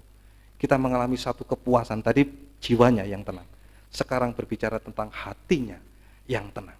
Puas semuanya. Kita dipuaskan oleh firman Tuhan. Dalam keluarga kita bisa dipuaskan, hati kita puas. Kalau sudah puas mau apa? Mau kenyang mau apa? Kalau sudah kenyang biar ada tukang sate lewat, ada tukang somai lewat, ya sudah, tidak kepingin lagi. Namanya sudah kenyang, betul ya? Kalau sudah kenyang enggak kepingin apa-apa lagi. Ya itulah tentang berbicara tentang kepuasan. Firman Tuhan memberikan satu kepuasan bagi hati kita, sehingga hati kita tidak ada lagi keinginan-keinginan jahat, keinginan najis di situ. Apalagi di dalam rumah tangga, Bapak Ibu. Kalau di dalam rumah tangga puas, suami istri tidak akan bisa mencari kepuasan di tempat lain. Kenapa istri mencari kepuasan di tempat lain? Karena sekali lagi di dalam rumah tidak ada ketenangan, tidak ada kepuasan di situ. Semoga Bapak Ibu bisa mengerti. Ya inilah Bapak Ibu Saudaraku yang dikasihi oleh Tuhan. Di dalam kemah, di dalam rumah Bapa selalu tersedia makanan yang bisa mengenyangkan kita, memuaskan kita, sehingga kita bisa tenang di situ. Wah, luar biasa. Jadi kalau keluar ayo cepatlah kembali ke dalam kegembalaan. Ingat anak muda yang meninggalkan rumah bapaknya itu. Dia sampai terlunta-lunta mau makan saja tidak bisa. Dia sampai tinggal di kandang babi di situ. Mau makan minta ampasnya babi saja tidak boleh di situ. Untung dia ingat. Untung anak muda tadi ingat. Iya ya, di rumah bapakku pelayan-pelayanku berlimpah-limpah makanannya. Yang diingat pemuda itu bukan rumah bapaknya yang besar begitu, enggak. Yang diingat anaknya itu bukan mobilnya itu, rumah bapakku mobilnya banyak, tidak. Tetapi yang diingat oleh anak muda tadi itu, di rumah bapaknya hanya ada apa? Makanan itu. Ada makanan yang berlimpah-limpah, makanya dia itu cepat kembali ke rumah. Bapak, ampuni aku. Ampuni aku. Aku sudah berdosa kepada surga, kepada ini, kembalikan aku. Jangan jadi bukan jadi anak tapi jadi pembantu jadi situ. Tetapi seorang ayah tadi merangkul untuk mengembalikan dia ke dalam kandang. Ya inilah Bapak Ibu, di dalam kandang, di dalam rumah Bapak ada banyak persediaan makanan bagi kita untuk memuaskan hati kita, sehingga kita bisa merasakan ketenangan. Baik di dalam rumah tangga kita bisa tenang, di dalam penggembalaan kita bisa tenang, dimanapun saja kita ditempatkan oleh Tuhan, kita bisa menjadi tenang di situ. Sama seperti Yakub, tenang tinggal di dalam kemah. Inilah Tuhan usaha dari manusia yang kedua. Hasilnya Bapak Ibu, hasilnya yang pertama, Mazmur pasal 23 ayat 1 sampai yang kedua. Mazmur pasal 23 ayat 1 sampai yang kedua. Mazmur pasal 23 ayat 1 sampai yang kedua. Tuhan gembalaku yang baik. Ya. Mazmur Daud. Tuhan adalah gembalaku, takkan kekurangan. Oh, aku. Tuhan adalah gembalaku. Kalau kita tergembala dengan sungguh-sungguh di dalam kandang pengembalaan, kita digembalakan oleh gembala agung. Di situ Tuhan memberikan satu jaminan bagi kita. Terus Ia membaringkan aku di padang yang berumput hijau. Ia membimbing aku ke air yang tenang. ya, terima kasih. Jadi ada jaminan bagi kita. Tuhan adalah gembalaku, takkan kekurangan aku. Baik di dalam kerohanian kita tidak kekurangan, artinya kita dipuaskan tadi. Dalam perkara jasmani kita juga dipuaskan oleh Tuhan, karena berkat Tuhan tadi dialirkan kepada kita. Dan tadi itu Bapak Ibu, jaminan Tuhan hasilnya tadi yang pertama, kita tidak akan kekurangan Bapak Ibu. Itu yang pertama. Kemudian hasil yang kedua, Dia membimbing aku ke padang rumput yang hijau dan ke air yang tenang. Ingat Bapak Ibu, rumput yang hijau, air yang tenang, itulah tempat domba-domba makan dan minum di situ. Dan saudara jangan pikir kalau di dalam rumput, kalau di dalam padang savana di situ ada rumput, ada air yang tenang di situ, kalau ada ternak-ternak makan di situ itu, waduh, dia dalam incaran binatang buas. Jangan saudara pikir rumput yang tenang, rumput yang hijau, air yang tenang enggak berbahaya di situ. Paling bahaya Bapak Ibu. Karena binatang buas tahu di situ tempatnya minumnya. Binatang untuk makan dan minum di situ, binatang peliharaan untuk manung di situ. Itu dalam incaran binatang buas. Tetapi firman Tuhan tadi mengatakan, Dia membaringkan aku. Artinya berbaring itulah ketenangan Bapak Ibu. Dalam situasi apapun, dalam incaran binatang buas Bapak Ibu, waduh, ngeri Bapak Ibu kalau saudara baca binatang buas itu kalau sudah mencabik-cabik korbannya itu, ngeri Bapak Ibu. Bahkan kayaknya lebih ngeri lagi kalau Bapak Ibu lihat di situ ada serigala, dia enggak langsung bunuh itu. Kalau singa masih dibunuh dulu, cekik. Tapi kalau golongannya anjing liar gitu itu, wah, sampai hidup-hidup dia cabik ininya, sampai yang saya lihat itu kasihan binatangnya yang dicowel gitu itu, pahanya sampai itu dia sampai lihat badannya situ diremukkan gitu, betapa sakitnya. Ya itulah Bapak Ibu, situasi kita, keadaan kita di padang gurun dunia ini. Ingat, kita tuh ditempatkan di tengah serigala yang buas, Bapak Ibu. Tetapi saat kita bisa mendekat di dalam kandang pengembalaan di situ, Raja Daud tadi mengatakan dia bisa berbaring. Ini menunjukkan satu ketenangan yang luar biasa. Karena apa sekali lagi? Ada gada Tuhan, tongkat Tuhan yang senantiasa menjaga kita. Amin Bapak Ibu. Ada perlindungan Tuhan, ada pemeliharaan Tuhan, ada perlindungan Tuhan di tengah-tengah sesuatu yang mengkhawatirkan kehidupan kita. Tetapi Tuhan selalu menjaga dengan tongkat dan gada. Tongkat itu korban, makanya tongkat itu selalu kita bawa kemana-mana. Supaya kita tidak gampang kecewa, tidak gampang putus asa. Dulu saya hampir putus asa, tetapi saya diingatkan oleh tongkat, oleh korban. Di saat mulai kecewa, mulai sungut-sungut, putus asa, Tuhan ingatkan, saya mana lebih menderita kamu daripada aku. Baru saya ingat itu, ingat tongkatnya, ingat korban Kristus. Wah, saya kuat lagi, lebih menderita engkau Tuhan daripada penderitaanku. Wah, saya kuat lagi di situ. Kuat lagi dengan tongkat. Gada itu berbicara tentang gada. Gada itu berbicara tentang firman Tuhan Bapak Ibu, untuk menggembalakan kita, untuk rumput itu. Gada itu, dia membaringkan, dia menjaga aku dengan gada. Gada itu sebenarnya firman penggembalaan. Tapi kalau ditolak menjadi gada besi yang meremukkan tembikar. Makanya Bapak Ibu, sekali lagi kita dalam pengembalaan, ayo jangan sampai tolak firman Tuhan, makanan kita. Kalau ditolak nanti seharusnya gada itu untuk menggembalakan kita, tetapi untuk memukul kita. Sama seperti yang saya sampaikan di PA kemarin itu, pedang seharusnya untuk menyucikan kita, menjadi satu pedang penghukuman kita. Wah, terlalu ngeri Bapak Ibu. Jadi makanya Bapak Ibu saudaraku yang dikasihi oleh Tuhan, hasilnya kalau kita selalu berada di dalam kemah tadi itu, kehidupan kita dipuaskan, baik jasmani rohani kita dipuaskan, dan ada perlindungan Tuhan, takkan kekurangan aku. Dan ada perlindungan Tuhan di tengah-tengah dunia ini yang membahayakan kehidupan kita, sehingga kita aman di dalam perlindungan Tuhan. Dan bukan itu saja Bapak Ibu, kalau kita tetap berada di dalam kemah, masuk tadi dalam halaman, sekarang masuk di dalam kemah suci, itu kita tergembala dengan sungguh-sungguh. Kita disucikan oleh firman Tuhan dengan gada tadi, dengan tongkat tadi itu, kita betul-betul disucikan oleh firman Tuhan. Kita diberikan jabatan pelayanan, diangkat menjadi imam raja-raja. Nah, kita sebenarnya tidak pantas seperti nyanyian tadi. Makanya aku tidak pantas menerima anugerahmu Tuhan, sehingga kita diangkat, dipakai oleh Tuhan menjadi imam-imam raja-raja. Efesus 4 ayat 11 sampai 12.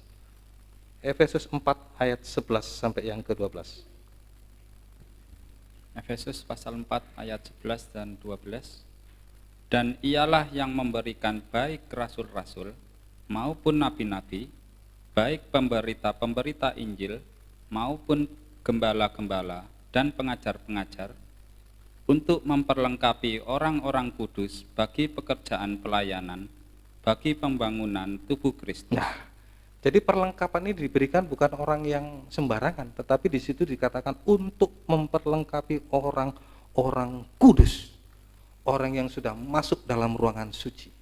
Begitu dia disucikan oleh firman Tuhan yang intensif, terus-menerus disampaikan, selalu menunjuk segala kesalahan-kesalahan, dosa-dosa kita. Jadi kalau ada firman Tuhan yang menunjuk segala dosa kesalahan kita, ayo cepat akui, bukan marah, bukan ngamuk seperti saya dulu. Tetapi saat firman Tuhan menunjukkan segala kesalahan kita, kita cepat akui, iya Tuhan, saya itu. Bukan marah, tetapi kita mengakui segala dosa kesalahan kita. Firman Tuhan itu terus-menerus menyucikan secara intensif, baik hati kita, jiwa kita, semua disucikan oleh Tuhan. Baru kita diperlengkapi jabatan pelayanan menjadi imam-imam raja-raja. Jangan salah Bapak Ibu, harus kudus dulu, harus suci dulu. Bagaimana kalau belum kudus? Nanti merusak Bapak Ibu. Saya banyak sekali melihat contoh-contoh di situ Bapak Ibu. Sebelum orang yang betul-betul disucikan sungguh-sungguh, diberikan jabatan pelayanan itu, waduh betapa sungguh, bukan untuk membangun tapi merusak sungguh-sungguh. Salah satu contoh pernah saya melihat dulu itu, orang tidak datang ke gereja karena tersandung dengan orang-orang yang melayani dengan penerima tamu di situ. Oh, apa saya tidak datang ke situ lagi ya? Orangnya itu ketus, lihat salaman, tidak lihat orangnya gini. Apa kalau orang-orang yang kaya disalami? Begitu. Makanya itu Bapak Ibu Saudaraku, firman Tuhan itu tidak salah. Firman Tuhan itu memperlengkapi dulu bagi orang-orang yang kudus, baru beri perlengkapan. Kalau enggak, bukan untuk membangun, tapi merusak tubuh Kristus. Bukan untuk membangun, tapi merusak betul-betul. Ini salah satu contoh Bapak yang paling kecil saja. Bayangkan terima tamu apa sih, cuma gitu-gitu saja. Tapi kalau enggak suci, bukan membangun, tapi merusak sungguh-sungguh. Akhirnya jadi sandungan bagi orang lain. Bisa datang sana lagi, loh, orangnya kayak gitu. Loh, bayangkan Bapak Ibu. Bayangkan. Ya inilah pentingnya firman Tuhan, supaya kita bisa ngerti. Jadi untuk melayani Tuhan itu bukan orang sembarangan Bapak Ibu, tapi harus suci dulu, baru dia dipakai oleh Tuhan di situ. Bisa membangun tubuhnya Kristus, bukan merusak, tetapi membangun tubuhnya Kristus. Ini yang perlu kita ketahui dengan sungguh-sungguh. Jadi jelas tadi mengatakan, untuk memperlengkapi orang-orang kudus bagi pekerjaan pelayanan, bagi pembangunan tubuh Kristus. Luar biasa kita diperlengkapi. Kita bangsa kafir, tidak layak sebenarnya untuk menerima jabatan seperti itu, melayani Tuhan tidak layak. Tetapi oleh darahnya Yesus, kita ditebus, kita disamakan dengan orang Israel, sehingga kita dipercaya juga menerima jabatan pelayanan untuk melayani Yesus. Makanya itu Bapak Ibu, harus tekun dalam kandang, supaya firman Tuhan itu menyucikan kita, dan Tuhan memakai kehidupan kita untuk kita dipakai dalam pembangunan tubuh Kristus, menyambut kedatangan Tuhan Yesus yang tidak lama lagi di awan-awan yang permai. Nah sekarang usaha yang ketiga Bapak Ibu, sedikit waktu lagi. Usaha yang ketiga, 1 Petrus pasal 4 ayat yang ke-7. 1 Petrus pasal 4 ayat yang ke-7. Ini usaha manusia yang terakhir. 1 Petrus pasal 4 ayat yang ke-7. Hidup orang Kristen, kesudahan segala sesuatu sudah dekat. Karena itu kuasailah dirimu dan jadilah tenang, supaya kamu dapat berdoa. Terima kasih. Jadi Bapak Ibu, Saudaraku, bagaimana kita harus tenang? Ya harus bisa menguasai diri. Orang yang menguasai diri itu bagaimana? Orang yang bisa sudah mengendalikan dirinya itu. Manusia tidak bisa mengendalikan dirinya sendiri, apalagi kalau sudah ada keinginannya yang menggebu-gebu, wah tidak bisa mengendalikan. Tapi yang hanya bisa mengendalikan adalah firman yang kita dengar, Roh Kudus yang ada dalam kehidupan kita, dan kasih Allah. Itu yang bisa mengendalikan kita, sehingga kita bisa tenang. Nah kalau kita sudah bisa tenang, bagaimana? Kita bisa berdoa kepada Tuhan. Nah ini, jadi Bapak Ibu Saudaraku yang dikasihi oleh Tuhan, kita membutuhkan ketenangan dalam kehidupan kita, supaya kita bisa berdoa kepada Tuhan. Berdoa kepada Tuhan. Nah, terutama di dalam doa penyembahan. Saya berkali-kali menyampaikan tentang doa dan penyembahan ini. Doa ini dasarnya adalah kebutuhan kita. Kita berdoa memohonkan segala sesuatu yang kita butuhkan. Butuh makan, butuh minum, butuh uang, butuh apa saja. Butuh kesehatan. Itu dalam doa, kita sampaikan dalam doa. Tetapi kalau penyembahan, ini berbeda Bapak Ibu. Dasarnya bukan lagi kebutuhan kita, tetapi dasarnya adalah kita mengasihi Tuhan. Kita mengasihi Tuhan, dan tidak ada banyak kata-kata seperti doa, Tuhan saya butuh ini, Tuhan berikan ini, Tuhan berikan itu. Tidak. Tapi kalau dalam penyembahan, hanya ada satu suara, haleluya. Itu Wahyu 19 di situ. Suara haleluya adalah suara surga yang dipantulkan ke surga, supaya bisa suara itu bisa ada di dalam bumi, bisa menyembah kepada Tuhan. Haleluya di situ. Penyembahan Saudaraku yang dikasihi Tuhan, seperti kita menyandarkan seperti murid Yesus yang bersandar di dadanya Yesus. Makanya kita butuh ketenangan untuk bisa berdoa Bapak Ibu. Yohanes 13 ayat yang ke-23. Yohanes pasal yang ke-13 ayat yang ke-23. Yohanes pasal 13 ayat yang ke-23. Seorang di antara murid Yesus, yaitu murid yang dikasihinya, bersandar dekat kepadanya di sebelah kanannya. Iya, karena memang dasarnya tadi saya katakan, orang menyembah Tuhan itu dasarnya bukan kebutuhan, tetapi dasarnya kasih. Kita mengasihi Tuhan dan Tuhan juga mengasihi kita, sama seperti murid yang dikasihi. Itulah Yohanes. Dia bersandar di dekat Tuhan, bersandar di dadanya Tuhan, sampai dia bisa merasakan detak jantungnya Tuhan. Duk, duk, duk, duk, duk, duk. Bersandar. Doa penyembahan itu sama dengan kita menyandarkan hidup kita kepada Tuhan. Ayo, apa yang kita sandarkan dalam hidup kita? Yang pertama, yang kita sandarkan adalah kelemahan kita. kita tidak mampu menghadapi segala sesuatu di dunia ini. Ayo kita bersandar kepada Tuhan. Tuhan sudah menyediakan dadanya bagi kita. Untuk kita sandarkan hidup kita kepada Tuhan. Kelemahan kita, ketidakmampuan kita, ketidakkuatan kita. Kalau orang bersandar itu berarti orang yang lemah, Bapak. Orang yang lemah itu kita sandar. Jadi kalau bersandar itu bukan hanya bersandar, tapi yaitu tadi. Dari apa yang kita sandarkan, kelemahan kita, ketidakmampuan kita, ketidakkuatan kita. Bahkan sampai seluruh hidup kita bisa sandarkan kepada Tuhan. Wah, luar biasa Bapak Ibu. Jadi orang mengira kalau orang sudah berserah bersandar kepada Tuhan, waduh apa itu kok kayak gitu. Padahal itu adalah sesuatu hal kerohanian yang paling dewasa. Dia tidak lagi mengandalkan kekuatannya dia. Dia tidak lagi mengandalkan kekayaannya dia. Tidak mengandalkan kehebatannya dia. Tetapi dia yang andalkan adalah Tuhan. Itu menyembah Tuhan. Dia bersandar sepenuh kepada Tuhan. Seperti Yohanes tadi. Sampai bisa merasakan detak jantungnya Tuhan. Apa yang terjadi hasilnya? Melalui doa penyembahan Bapak Ibu. Sekali lagi, doa penyembahan adalah proses kita menyandarkan sampai seluruh hidup kita kepada Tuhan. Hasilnya, Yesaya 46 ayat yang keempat, ayat yang terakhir. Yesaya 46 ayat yang keempat. Yesaya pasal 46 ayat yang keempat. Sampai masa tuamu, aku tetap dia, dan sampai masa putih rambutmu, aku menggendong kamu. Aku telah melakukannya dan mau menanggung kamu terus. Aku mau memikul kamu dan menyelamatkan kamu. Luar biasa. Tuhan menjadi sandaran hidup kita sampai masa tua kita. Ayo, masa tua ini masa yang lemah.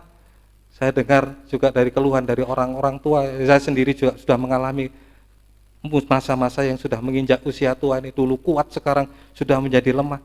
Nah, itu yang harus kita sandarkan kepada Tuhan. Bukan lagi kekuatan kita tambah hebat, enggak. Manusia tambah lama tambah lemah. Itu yang kita sandarkan kepada Tuhan.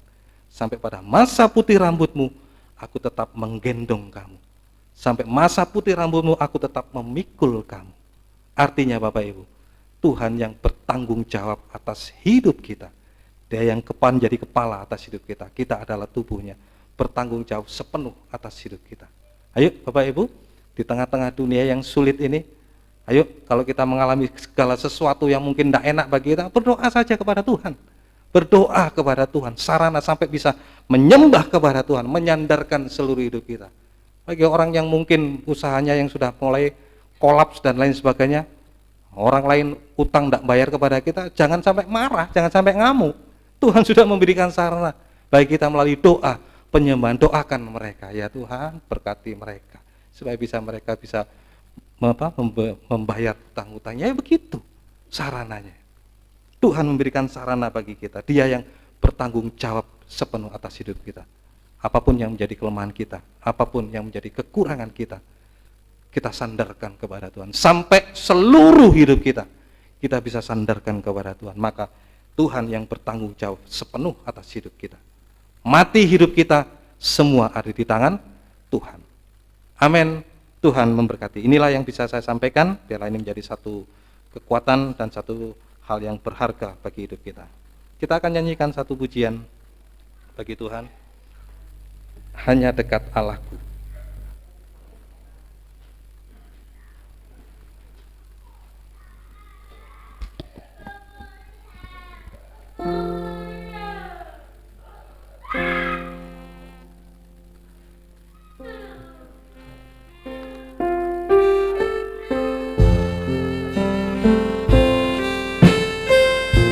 Mari kita undang semua bangkit berdiri.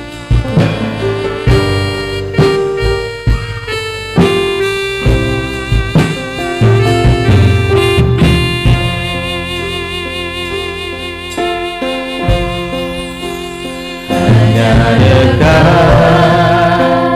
Allahku,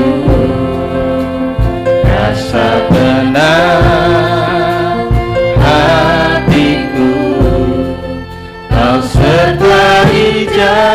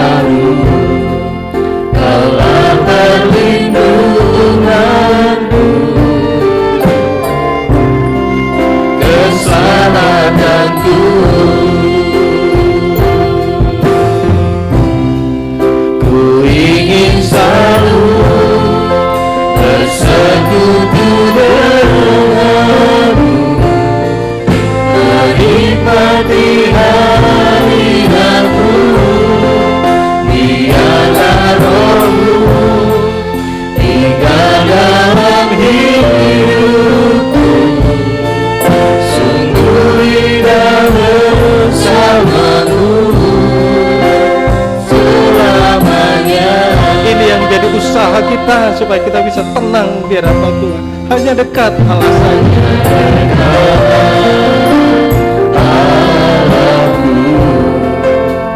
Rasa tenang hatiku, Kau sertai jalanku, sepanjang hidupku. Hanya dekat padamu Tuhan.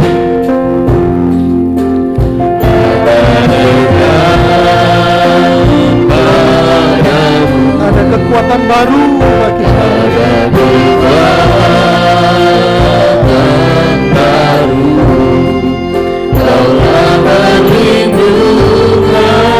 Dia membaringkan kita di padang rumput yang hijau. Oh,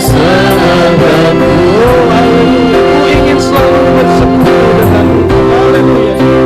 Ingin selalu bersekutu denganmu, menikmati hadiratmu, biarlah rohmu tinggal dalam hidupku, sungguh indah bersamamu.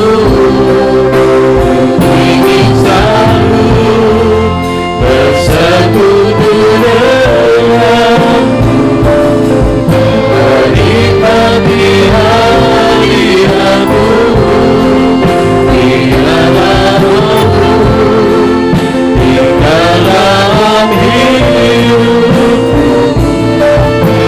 sungguh indah bersamamu selamanya. Saudaraku, dunia ini semakin lama semakin sulit. Akan sampai puncaknya nanti akan berkuasa antikris. Puncak kesulitan, puncak krisis itu terjadi. Tetapi Tuhan sudah memberikan satu usaha bagi kita. Dia harus datang ke dunia ini menjadi manusia yang menderita, sampai rela mati di atas kayu salib, supaya menolong manusia yang hidup dalam kesulitan penderitaan ini, supaya bisa datang kepadanya, memberikan jaminan kepastian bagi dia. Kalau Tuhan sudah berusaha, kita juga harus berusaha dengan sungguh-sungguh untuk bisa mencapai ketenangan itu, menerima panggilan Tuhan dan tekun beribadah melayani Tuhan, sampai kita bisa berdoa menyembah Tuhan, menyerahkan seluruh hidup kita kepada Tuhan. Dia jaminan kepastian bagi kita. Dia yang menanggung atas hidup kita sampai menjamin kehidupan kekal bagi kita. Haleluya. Kita nyanyikan sekali lagi dengan sungguh-sungguh tadi, dan pelayanan selanjutnya saya serahkan pada Bapak Gembala. Hanya dekat Aku rasa tenang hatiku, Kau sertai jalanku, sepanjang hidupku.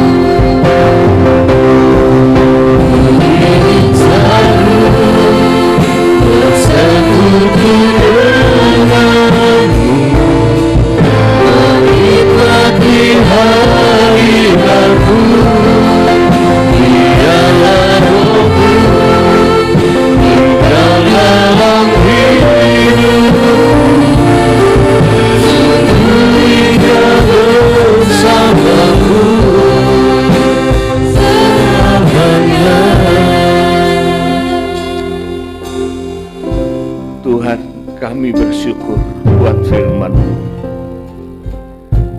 karena tidak ada kekuatan apabila kami jauh dari Engkau.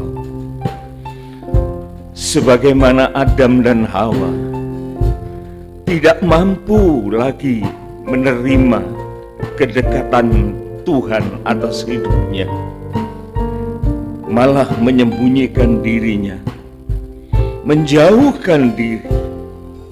Dan firman-Mu menjelaskan Tuhan, bahwa yang membawa kami untuk jauh dari Tuhan adalah dosa-dosa yang melekat dalam hidup ini.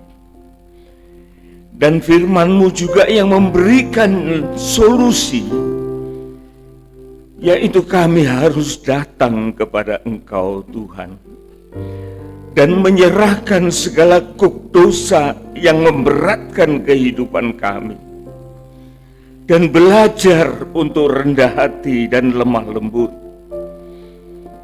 menyerahkan kuk yang tidak berguna itu, dan Engkau akan menggantikan dengan kuk yang ringan dan menyenangkan, yaitu kuk dari Tuhan lewat firman yang kami dengar, dan kami akan berbahagia olehnya. Tuhan, Engkau juga memperingatkan kami supaya kami boleh selalu disiplin dan didewasakan di dalam hidup kerohanian kami. Jangan kami bertindak seperti Esau yang seharusnya sudah dipersiapkan oleh Tuhan untuk menerima hak kesulungan dan warisan. Tetapi oleh karena tidak ada ketekunan di dalam rumah bapaknya, maka pada suatu saat Esau mengalami kelelahan dan kelaparan. Tidak ada kepuasan di luar sana, Tuhan. Tetapi segala kepuasan itu adalah di dalam penggembalaan-Mu. Engkau sebagai Gembala Agung akan mencukupi kami, akan melindungi, memuaskan kami. Dan Engkau juga memperhitungkan kami sebagai domba-domba-Mu.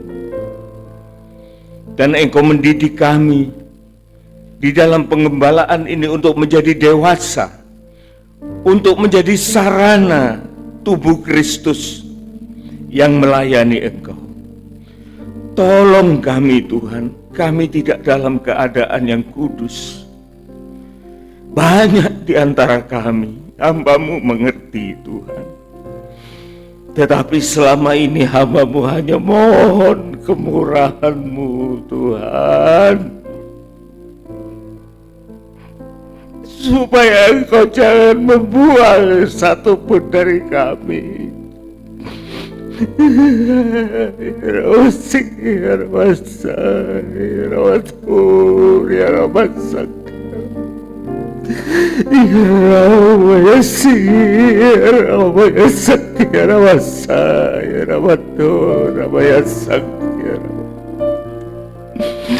Mohon kemurahan-Mu Tuhan. Dalam keadaan semacam ini Tuhan, kami mengaku kami masih banyak kekurangan, kesalahan. Hidup kami tidak kudus Tuhan. Biarlah Engkau berkemurahan Tuhan, jangan di antara kami terbuang. Tuhan, berkemurahanlah kepada kami, sidang jemaat-Mu yang kecil ini Tuhan. Jangan sampai kami terbuang kelaparan di luar sana Tuhan. Tetapi kami mau dibangun Tuhan, untuk menjadi sarana tubuh-Mu yang melayani Engkau. Terima kasih Tuhan. Engkau juga mengingatkan kami akan karunia-karunia Roh Kudus. Buah Roh itu Tuhan, yaitu kami boleh mempunyai penguasaan diri kami, bertindak disiplin, dewasa, bertanggung jawab, untuk kami siap mempersiapkan diri kami menghadapi Engkau pada hari kedatangan-Mu. Tuhan, kami tahu dunia semakin hari semakin buruk, tetapi Engkau tidak menjanjikan kami untuk binasa di dalam keburukan dunia ini. Engkau akan datang menyelamatkan kami. Oleh sebab itu kami bersyukur Tuhan, apapun keadaan kami di bumi ini, Engkau sebagai pemelihara jiwa kami. Berkati hamba-Mu Tuhan yang telah menyampaikan firman ini. Pakai kehidupan keluarga ini Tuhan untuk menjadi kemuliaan nama-Mu. Demikian juga kami sidang jemaat-Mu Tuhan. Pakai kehidupan kami ini untuk menjadi tubuh Kristus yang hidup, yang mempermuliakan dan dipermuliakan di dalam Engkau. Terima kasih Tuhan, terima kasih. Inilah doa hamba-Mu, dan biarlah kiranya kemurahan-Mu tetap ada di dalam sidang jemaat ini.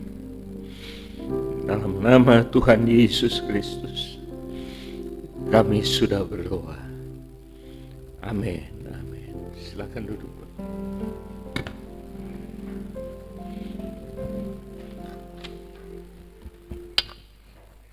Baik, saya akan bacakan warta gereja dalam 1 minggu ke depan. Namun sebelumnya kami tak bosan-bosan mengucapkan terima kasih atas kehadiran Bapak Ibu yang sudah setia beribadah dan melayani bersama-sama dengan kami. Kiranya Tuhan Yesus memberkati kita semua. Ibadah kita akan berjalan seperti biasa, yang dimana nanti sore ada ibadah anak-anak sekolah minggu jam 4 sore. Untuk hari Senin ada ibadah doa pagi yang diadakan jam 5:30 pagi. Untuk hari Rabu ada ibadah pendalaman Alkitab yang diadakan jam 5 sore. Untuk ibadah kaum muda akan diadakan pada hari Sabtu jam 5:30 sore di tempat kita, gereja kita. Dan untuk hari Minggunya sama seperti hari ini, ada ibadah raya jam 8 pagi dan dilanjutkan ibadah sekolah minggu jam 4 sore. Dan juga ada permohonan doa yang dimana ada saudara Siman kita, adik Leon yang berulang tahun. Dan juga ada permohonan doa buat Bapak Tony yang sedang dalam keadaan sakit dan akan operasi pada hari Jumat, Bapak Ibu. Dan yang terakhir, setelah ibadah ini ada latihan paduan suara. Sekian warta gereja. Pelayanan selanjutnya saya serahkan kepada Bapak Gembala.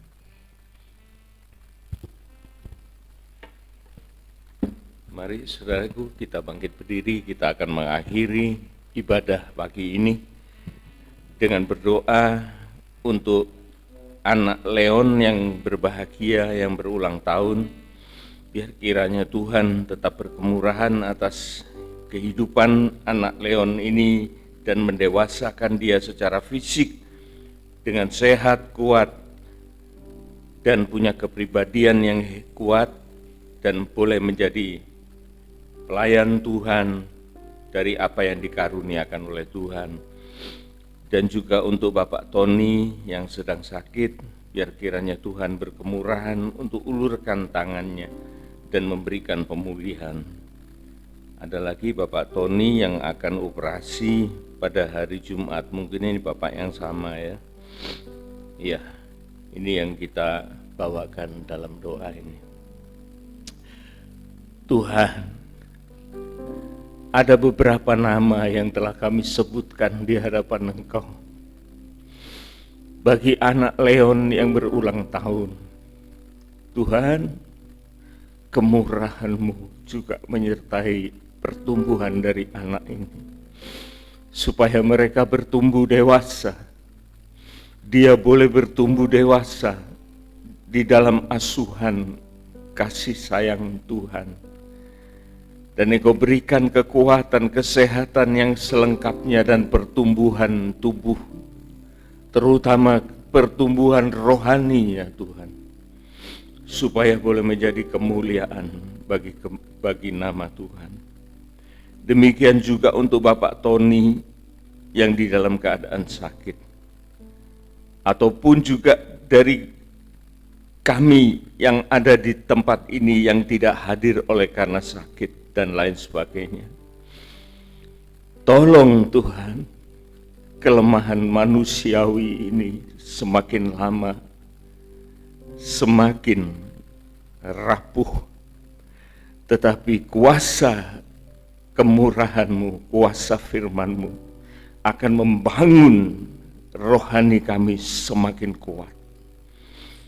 Terima kasih Tuhan, kami hanya mohonkan kemurahan dan kasih sayang Tuhan atas mereka yang sakit ini.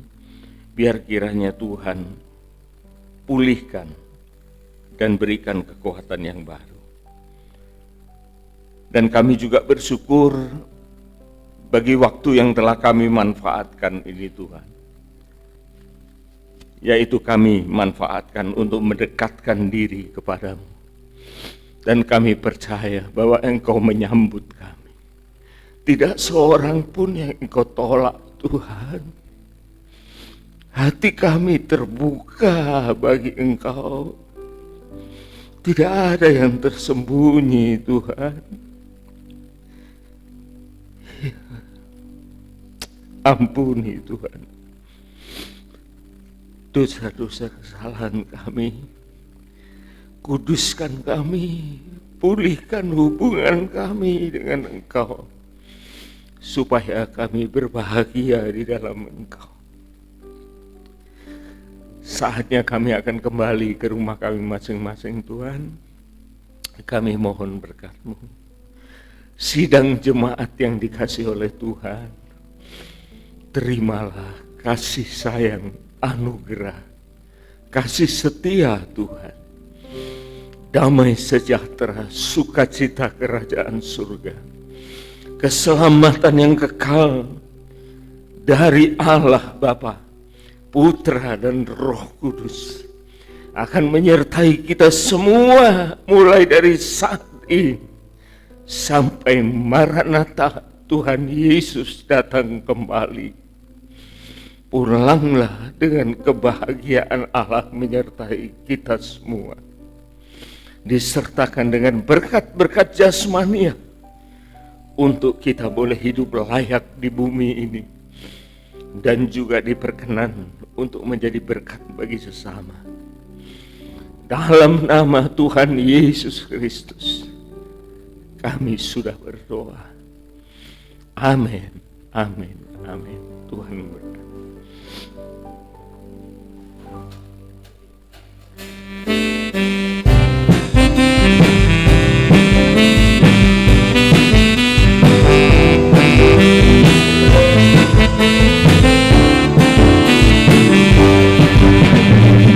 Tiada ku ragu lagi untuk mengikut-Mu Yesus. Tiada ku ragu lagi untuk melayani-Mu. Walau banyak rintangan dan badai pun menerjang, tiada ku ragu lagi untuk selamanya. Yesus, Yesus sahabatku, penolong dalam hidupku. Ku rindu semua orang mengenal-Mu. Kaulah jalan kebenaran yang memberi hidup yang kekal bagi setiap orang yang percaya padamu. Tiada ku ragu, tiada ku ragu lagi untuk mengikut-Mu Yesus. Tiada ku ragu lagi untuk melayani-Mu. Walau banyak rintangan dan badai pun menerjang, tiada ku ragu lagi untuk selamanya. Yesus, Yesus, Yesus sahabatku, penolong dalam hidupku. Ku rindu semua orang mengenal-Mu. Kau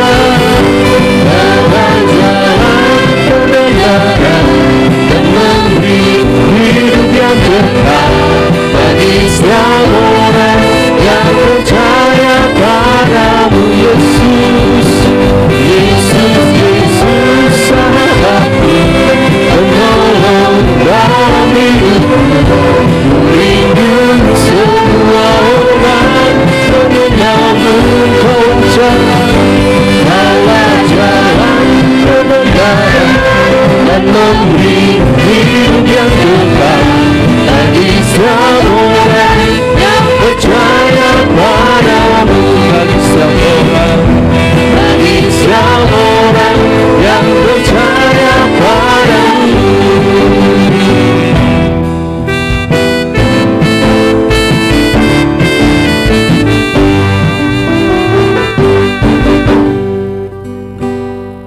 Thank you.